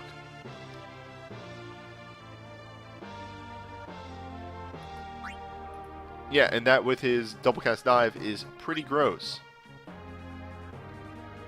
Now Adia also has a pretty good thing, except minor dark resistant. Moderate chance to reduce delay the user's actions when using an ice ability, considering the fact that Adia generally is mostly ice. Not a bad move. When you also consider like her USB is an in ice with Witch Boost, they do want you to use the Witch Ice abilities. Not a bad move at all.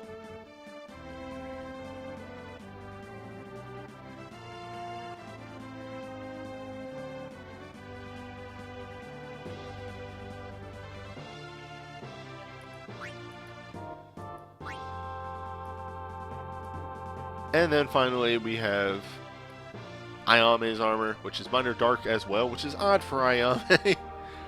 Minor chance for samurai abilities to reduce the delay of the user's actions for one turn. Combo this with her double cast. Very, very gross. Very gross. Extremely disgusting. Ayame, what the hell? So yeah, overall, the Ice Banner has a couple stinkers on there. All the USBs are pretty powerful. Or all the 6 stars, I should say. The bursts are bad to pretty good to extremely powerful. But Hoofa, the first two, are outdated. When this is best thing I could say about Moonfrost Arrows is it's an element. But then Freezing Beam, Maelstrom, and Miyakyo Shishui is very, very powerful. And the LMRs have a mix. They have mix. This is definitely a pool if you are struggling for ice damage. A lot. I would not do a for fun pool on this banner. There's too many stinkers.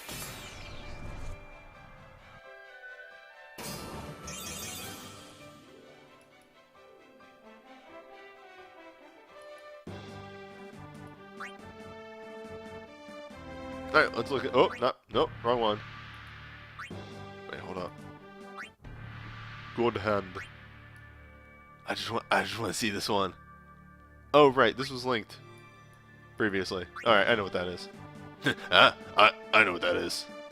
Alright, Holy Banner. Sword Saint. You know it, you love it. Deal 12, Physical Holy Dark with 100% crit rate to one target. Temporarily set the user's crit rate to 100% and enter Sword Saint EX mode. Sword Saint EX mode temporarily raises the user's attack 50% and causes Night and Darkness abilities to double cast. Gross. Disgusting. Illegal. This might be some of the best holy damage in the game. Maybe second only to Beatrix. They're kind of fighting with themselves.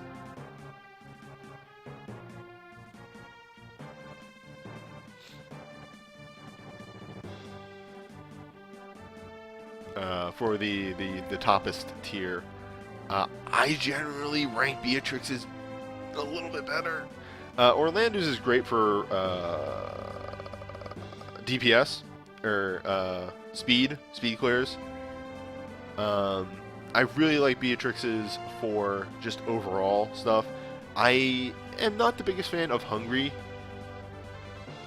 modes. But then again, as I was going to say, they require you to have high hones. But then I guess Beatrix's is a rank boost, so also kind of requires high hones. So, you know, to each their own. Oh, hey, Lightbringer. Oof, you're outdated. So, you were never good. Boost to Holy, 10 Physical Holy, Infuse Holy, enter Paladin mode. In Paladin mode, gets 6k temp HP, increase defense a large amount.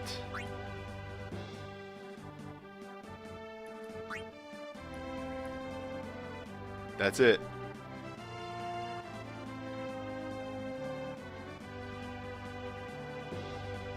That's it.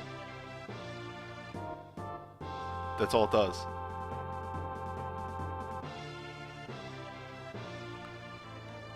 The best thing that I can say about this is it does... Okay. Let me back myself up a second here. Like, way back up a second here. This isn't bad. This is far from terrible.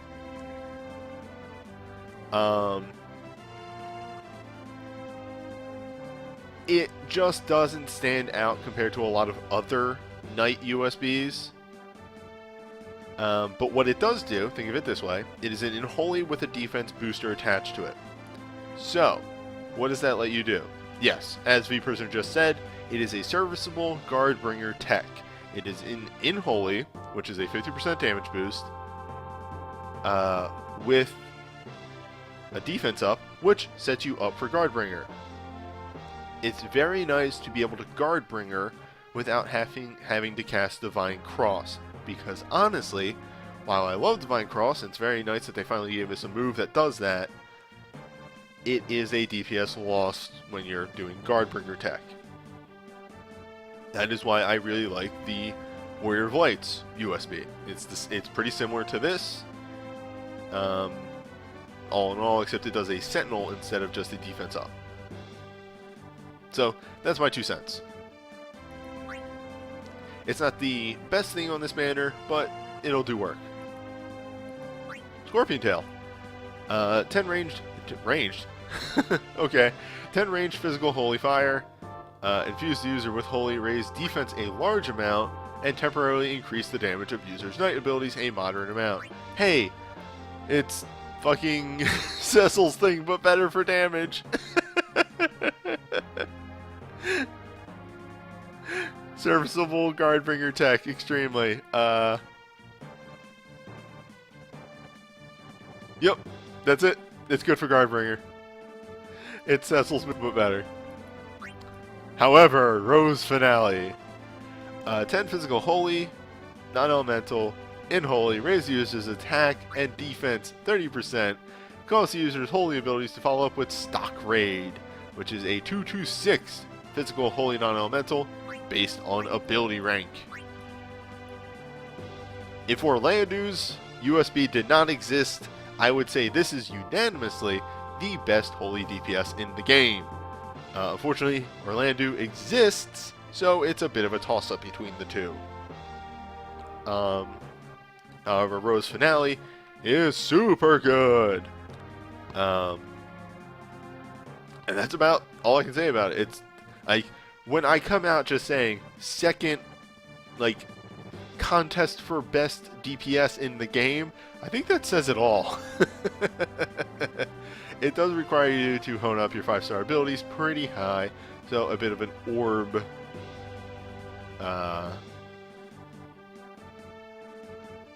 investment, but the same could be said about Orlando. Speaking of Orlando, Orlando, what is your fucking BSB? Anywho, 10 physical Holy Dark, random targets, high chance to KO, raise user's attack and defense, moderate amount. Enter Burst Mode. Has a long delay to cast. Command 2 is a 2-hit Physical Dark. Long delay to cast. Heals % of the damage.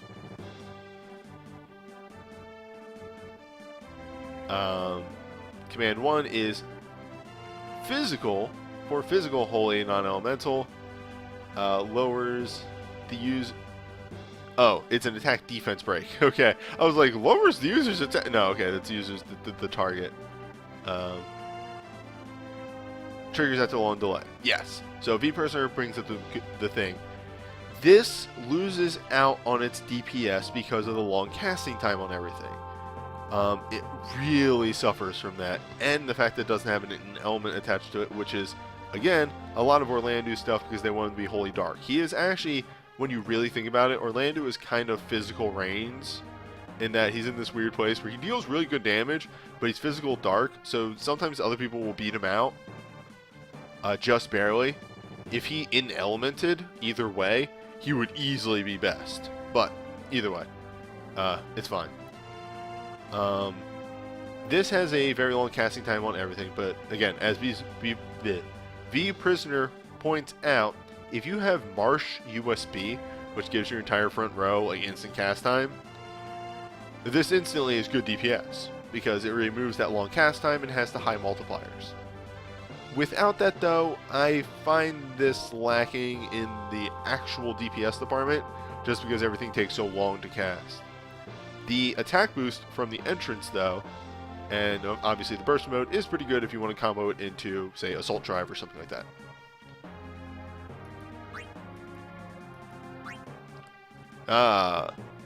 Kiyomori.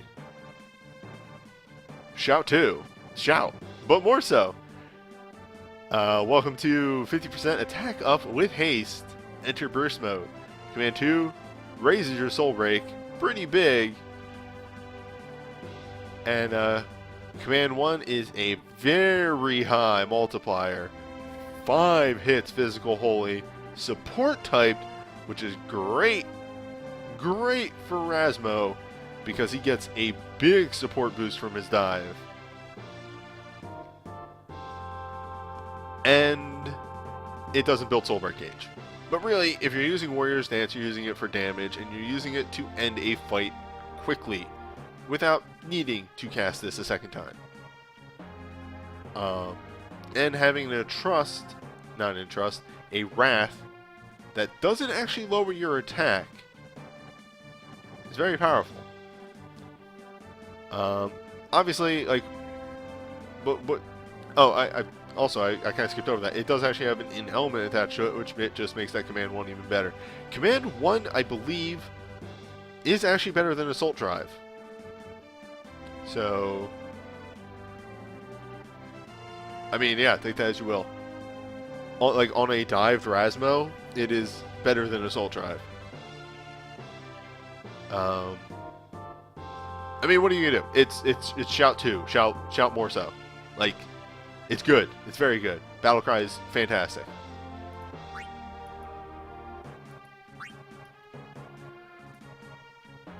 Is this the first instance of Apocalypse Radiant Blast? Because, oh boy, did Cecil need an updated Soul BSB.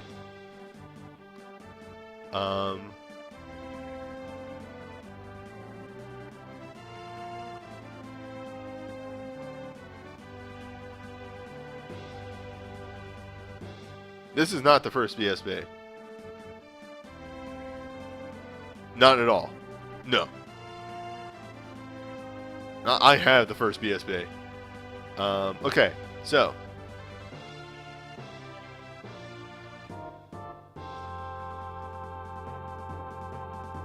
Radiant Blast is 8 physical holy, raise defense, and, hold up. 8 physical holies to one target, Sentinel, enter burst mode. So no in-holy attached to this. Which kind of makes sense. His first one had an in-holy. They generally do it that way, though. Really, who the fuck is using his first BSB? Except for the in-holy. Command 1 is Paladin's Charge. 3, 2... 3? 325 physical holy non-elemental. Deals more attacks depending on the number of attacks the user has taken. An interesting mechanic. Light Slash is 4 physical holy and raise resistance. So, what does this want you to do? It wants you to cast it, cast Command 2 to make him very tanky, eat up all those moves to combo into Command 1. Really, if we're being real, you would combo this into Guardbringer and go to town from there and use Paladin's Charge when you are out. All in all, a fantastic, superb improvement to Cecil that he absolutely needed.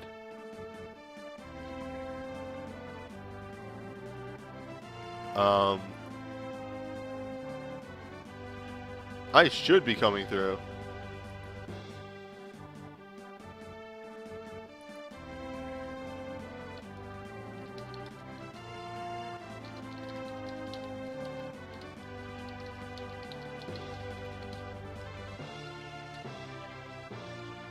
Okay. Oh, sorry. When somebody comes in the chat, it's like, I'm not hearing anything. It's like,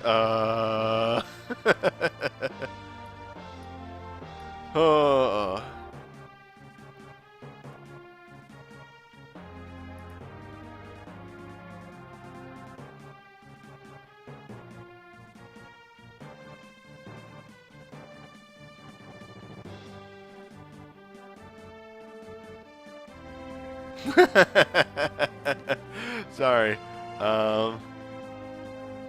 V-Prisoner just linked something in the chat, which is they fucked up on the typing of the stuff.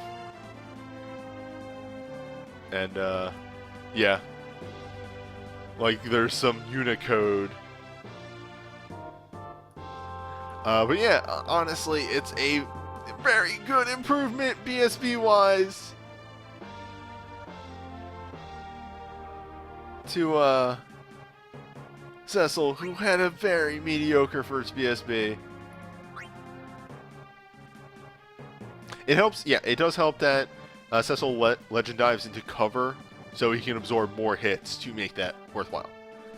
Bosch, Shining Ray, 6 range physical, in Holy, enter burst mode. Command 2 is a 2-hit with Retaliate, and Command 1 is 4 physical Holy, 5 if weak to either thing. I think this is his BSB 1. It's a little outdated, but it's pretty good. Also, how many knights can use spears? A surprising number, actually. Like, I can't do it here. Let me jump here's a ways. And let me find a spear. Find a spear. Here we go. So let's see right here. I think Leon, I think, is only a Dark Knight. I don't think he's a normal knight. Okay, so we got Theodore, we have Gilgamesh. So that's 2. Dorgan, Edgar. Angeal is a knight. No, if you're using Angeal, you got other problems. Bosch. Gabranth, I don't think gets high enough knight moves. Meliadol. So, 7. Rex maybe, but Rex might just be Spellblade. So, like there's some I can't remember everybody's moveset. So yeah, like 7 people. That's a good number of knights.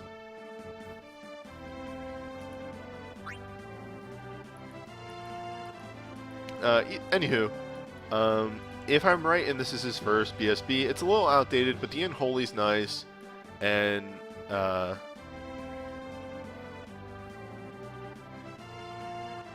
you know,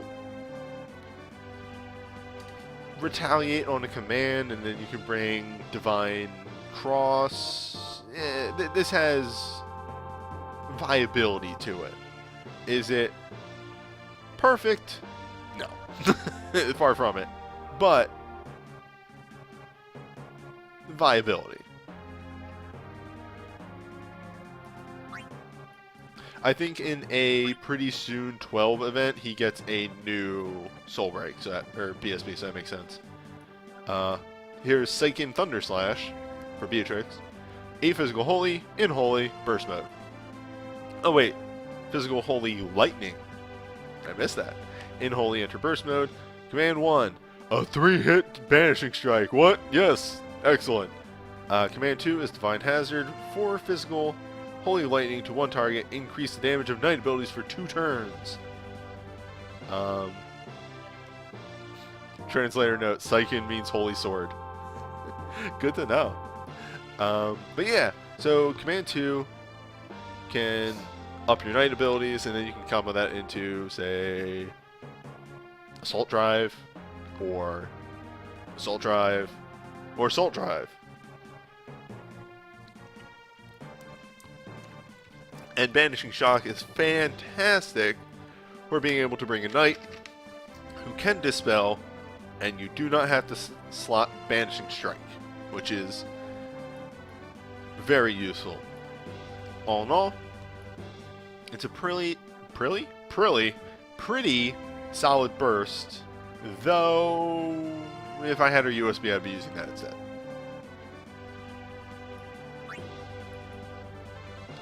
Oh, finally. Okay. These are easy to get through.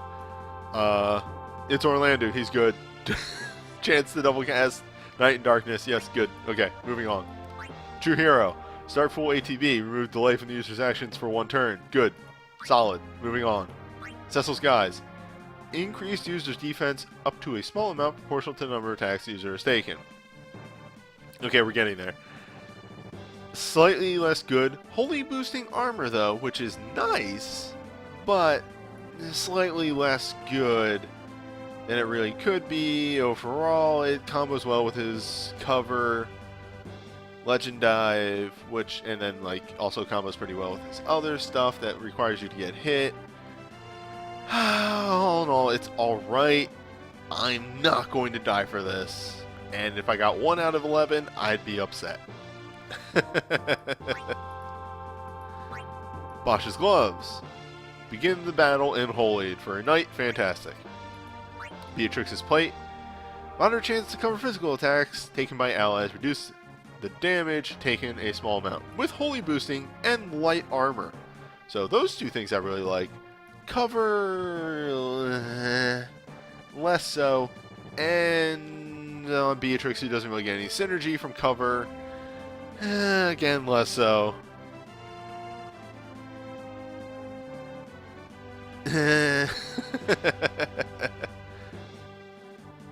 Yeah, I really wish cover, like, legend materials block Nat, but what are you gonna do?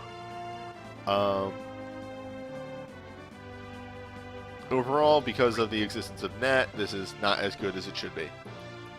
But overall, this banner has some solid to middling 6 stars. Lightbringer is the weakest one here, and still has some use.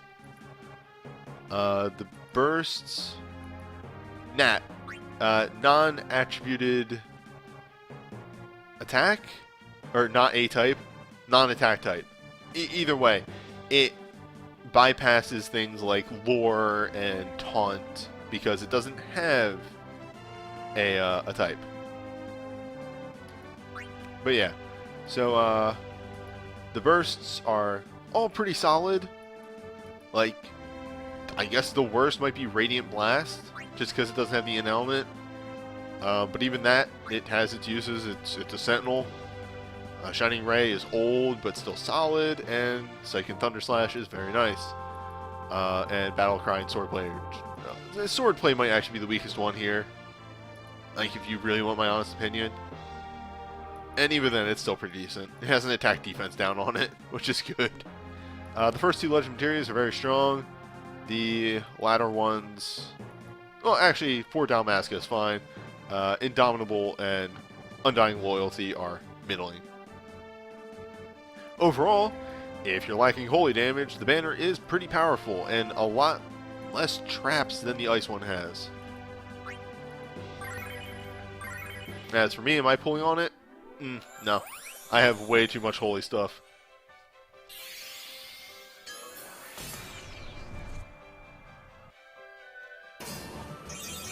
I've never seen this item before. What is this?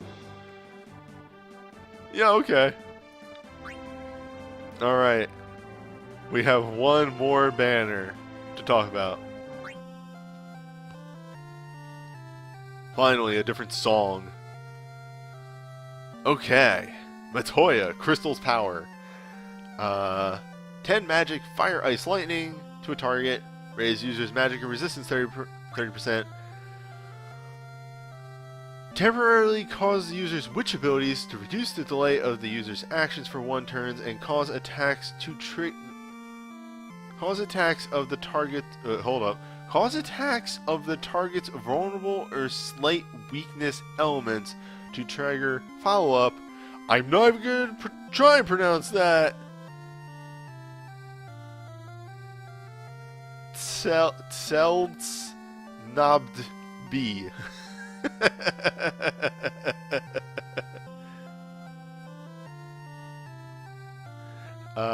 Dealing 4 magic, fire, ice, and lightning attacks to 1 target. So, yeah, B button select.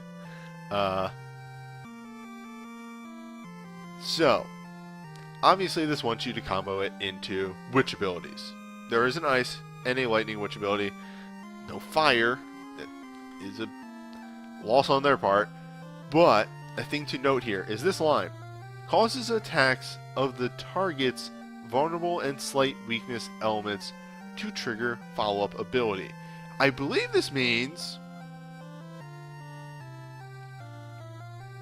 that this can trigger off of black magic abilities. That may not have to be witch. Jack can correct me if I'm wrong, but this sounds like it doesn't have to be witch, which means though you're not getting the reduced turn delay, you can still get the follow-up action, which is still pretty solid. All in all, not stellar, but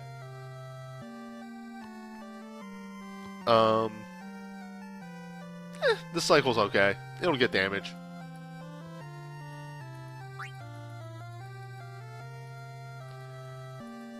Power Vest. Empty Fist. Deal 10 physical attacks to an enemy, temporarily raise the user's attack and resistance a small amount, increase the damage of a user's critical hits, cause users' critical hits to trigger a follow-up ability, Follow-Up Flurry, dealing 4 physical attacks to 1 target. The Master continuing to be the king of non-elemental damage. The weakest part about this? The fact that it's non-elemental. The strongest part about this, these hits have very high multipliers on them. And with that crit boost, if you get a bit of crit fix in there, he will deal a lot of damage.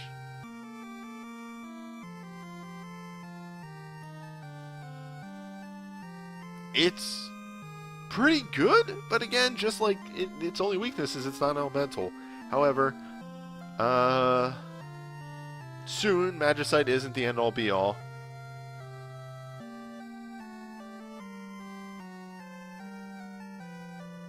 There are Torment 2.0, and in Torment 2.0, this will be very, very powerful.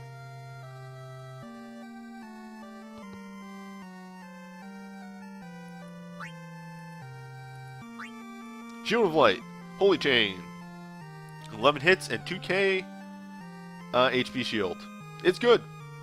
The Warrior of Light is a decent knight as well, so this combos pretty fantastically overall.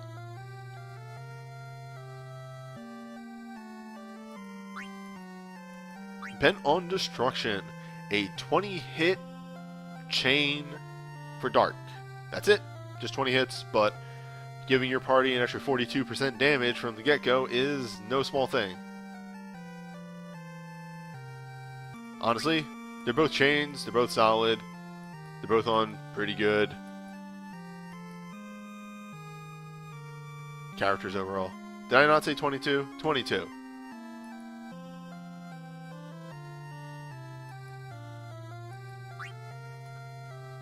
Twin Sword.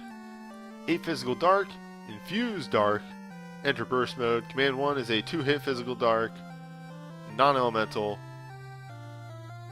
Gains 1 ranking cycle of death on each cast. Command 2 is 4 to 7 physical dark. Crit chance, number of attacks, and damage dealt increases based on cycle of death. It's a dark version of Squall's BSB2, and honestly, it's not bad. It might not be the best dark damage that you'll get, but it will do some DPS. So, I like it. Also, I like Garland, so good shit. This guy, Thief, just Thief, Invisibreak. Instantly deal 10 wind poison. 10 wind attacks to random targets, lower their attack and defense a large amount, grant haste in burst mode. I don't think it does anything else. Nope. Okay.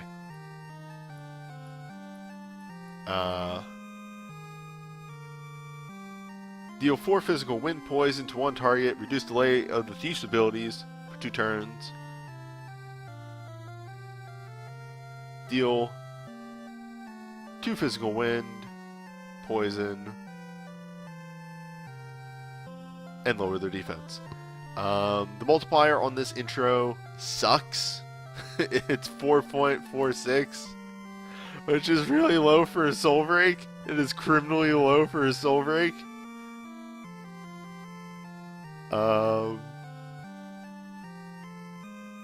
And really what this wants you to do is it wants you to combo into Dash and Slash, just really any thief abilities. And it is a free defense down, so there's that. I do think that this isn't super good, and that, God, that entry multiplier is so low. The entry multiplier is so criminally low. But either way, it exists. And we cannot deny that.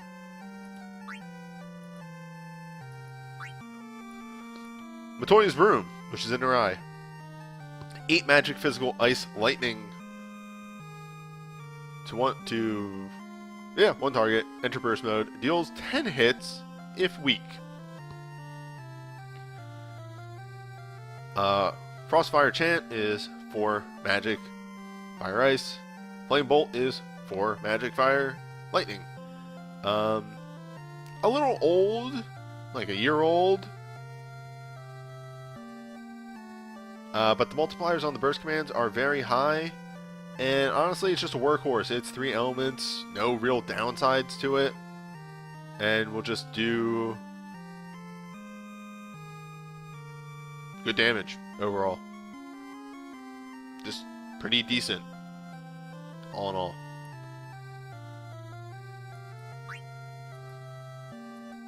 Ultimate Shield here is 8 physical holy, non-elemental, infuse holy, enter burst mode. Command 1 is 1 to 5 hits, more number of attacks based on the user's defense, and Command 2 is a 2-hit physical holy that is a defense booster.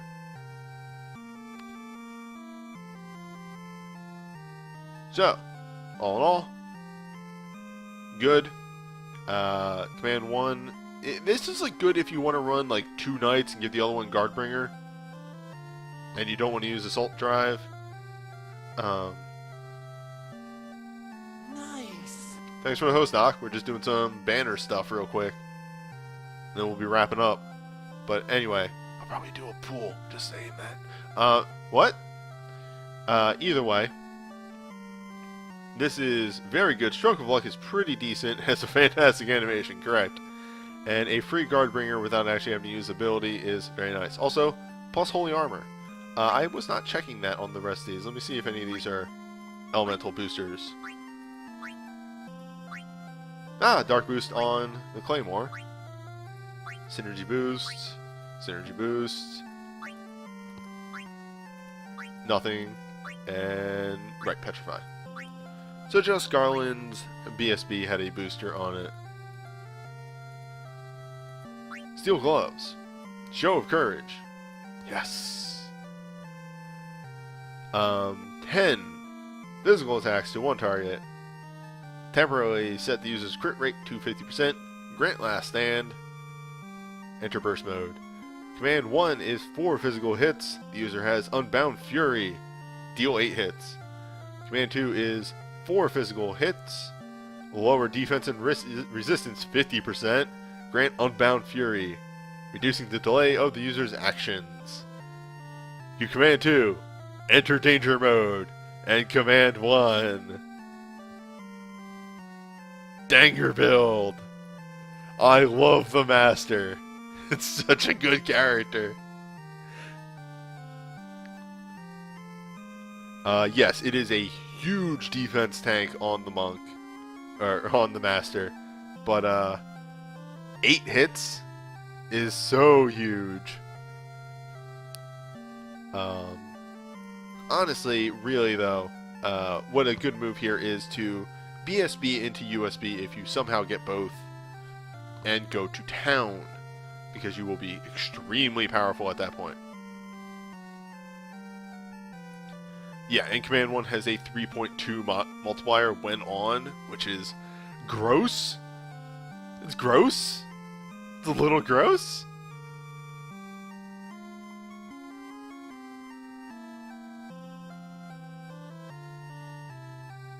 Life Bane is probably better. Right. In fact, Crumb, who has this, usually does the intro and then combos into Life Bane. Ah, okay, Legend Materials.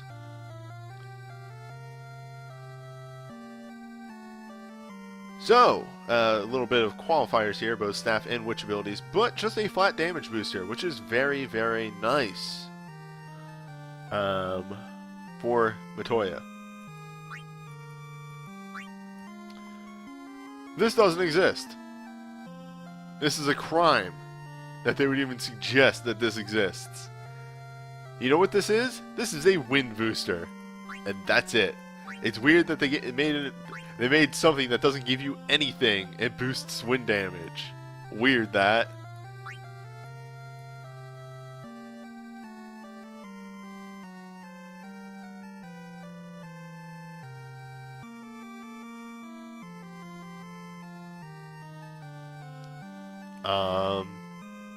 Glimmer of Insight is small chance to raise attack of the user, moderate amount, until the next attack after using monk abilities. So, not really fantastic. It's just a 50% 30% attack boost every time you use them on chance when using a monk ability. It's nice for hitting the damage cap, or not the damage cap, the attack cap. But, I won't die for this. It's better than a stat ramp. Yep, that's better than a stat ramp out of 10. Crystal Helm. Speaking of stat ramps, increase the user's attack up to a moderate amount proportional to the number of attacks the user has taken. Yada yada yada. We've seen this before. It's not great. And what the super? 8 to 11 physical wind poison, temporarily lower the magic and defense, large amount, number of attacks matter on the user's speed. It's a super in this day and age. It's not even instant. It's not even instant.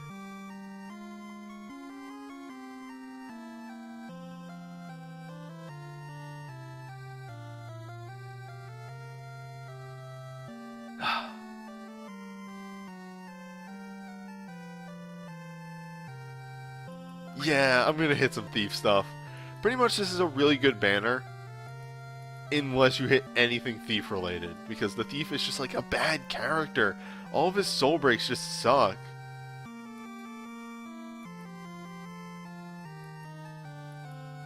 Everything, like even he has the worst relic materia in the game, because it just doesn't fucking do anything.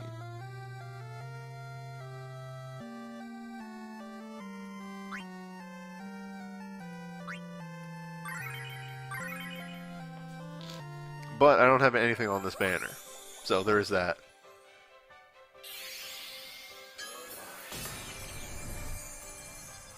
Oh my. Well. Oh my. Well. Huh. Yeah? A powerful move. But I can't go back on my word. Now I have one item on the banner.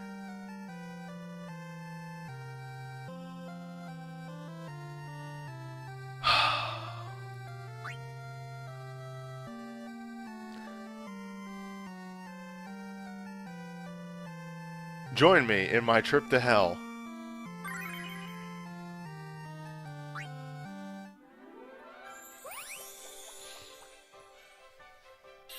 I'm just not gonna look.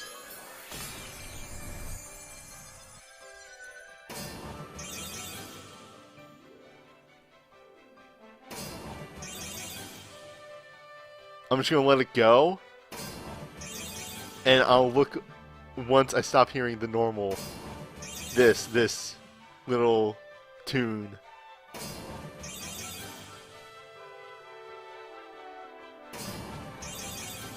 Oh no. Oh no. I had to look. No.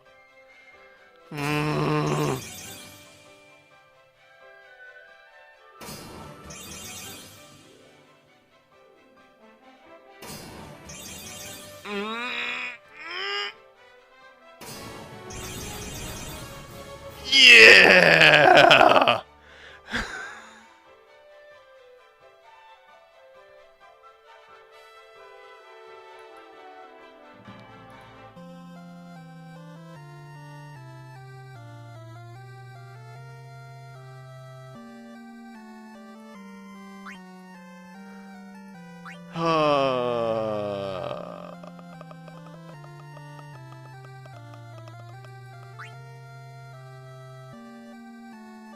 Suffering pain is real.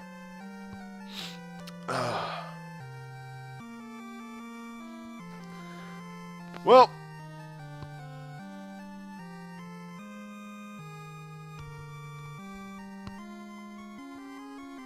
at least I didn't get the LMR.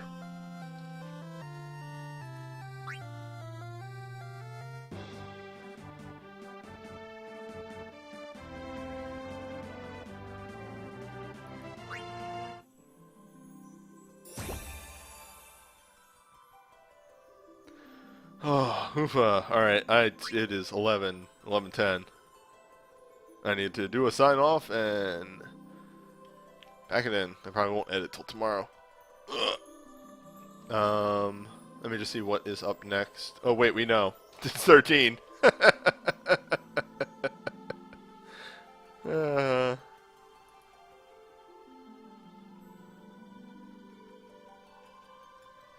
Well, that's it for the FF1 event.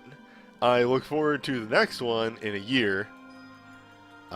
Next time, we already know, because it's already fucking landed, we have Final Fantasy 13. So, I'll see you next time.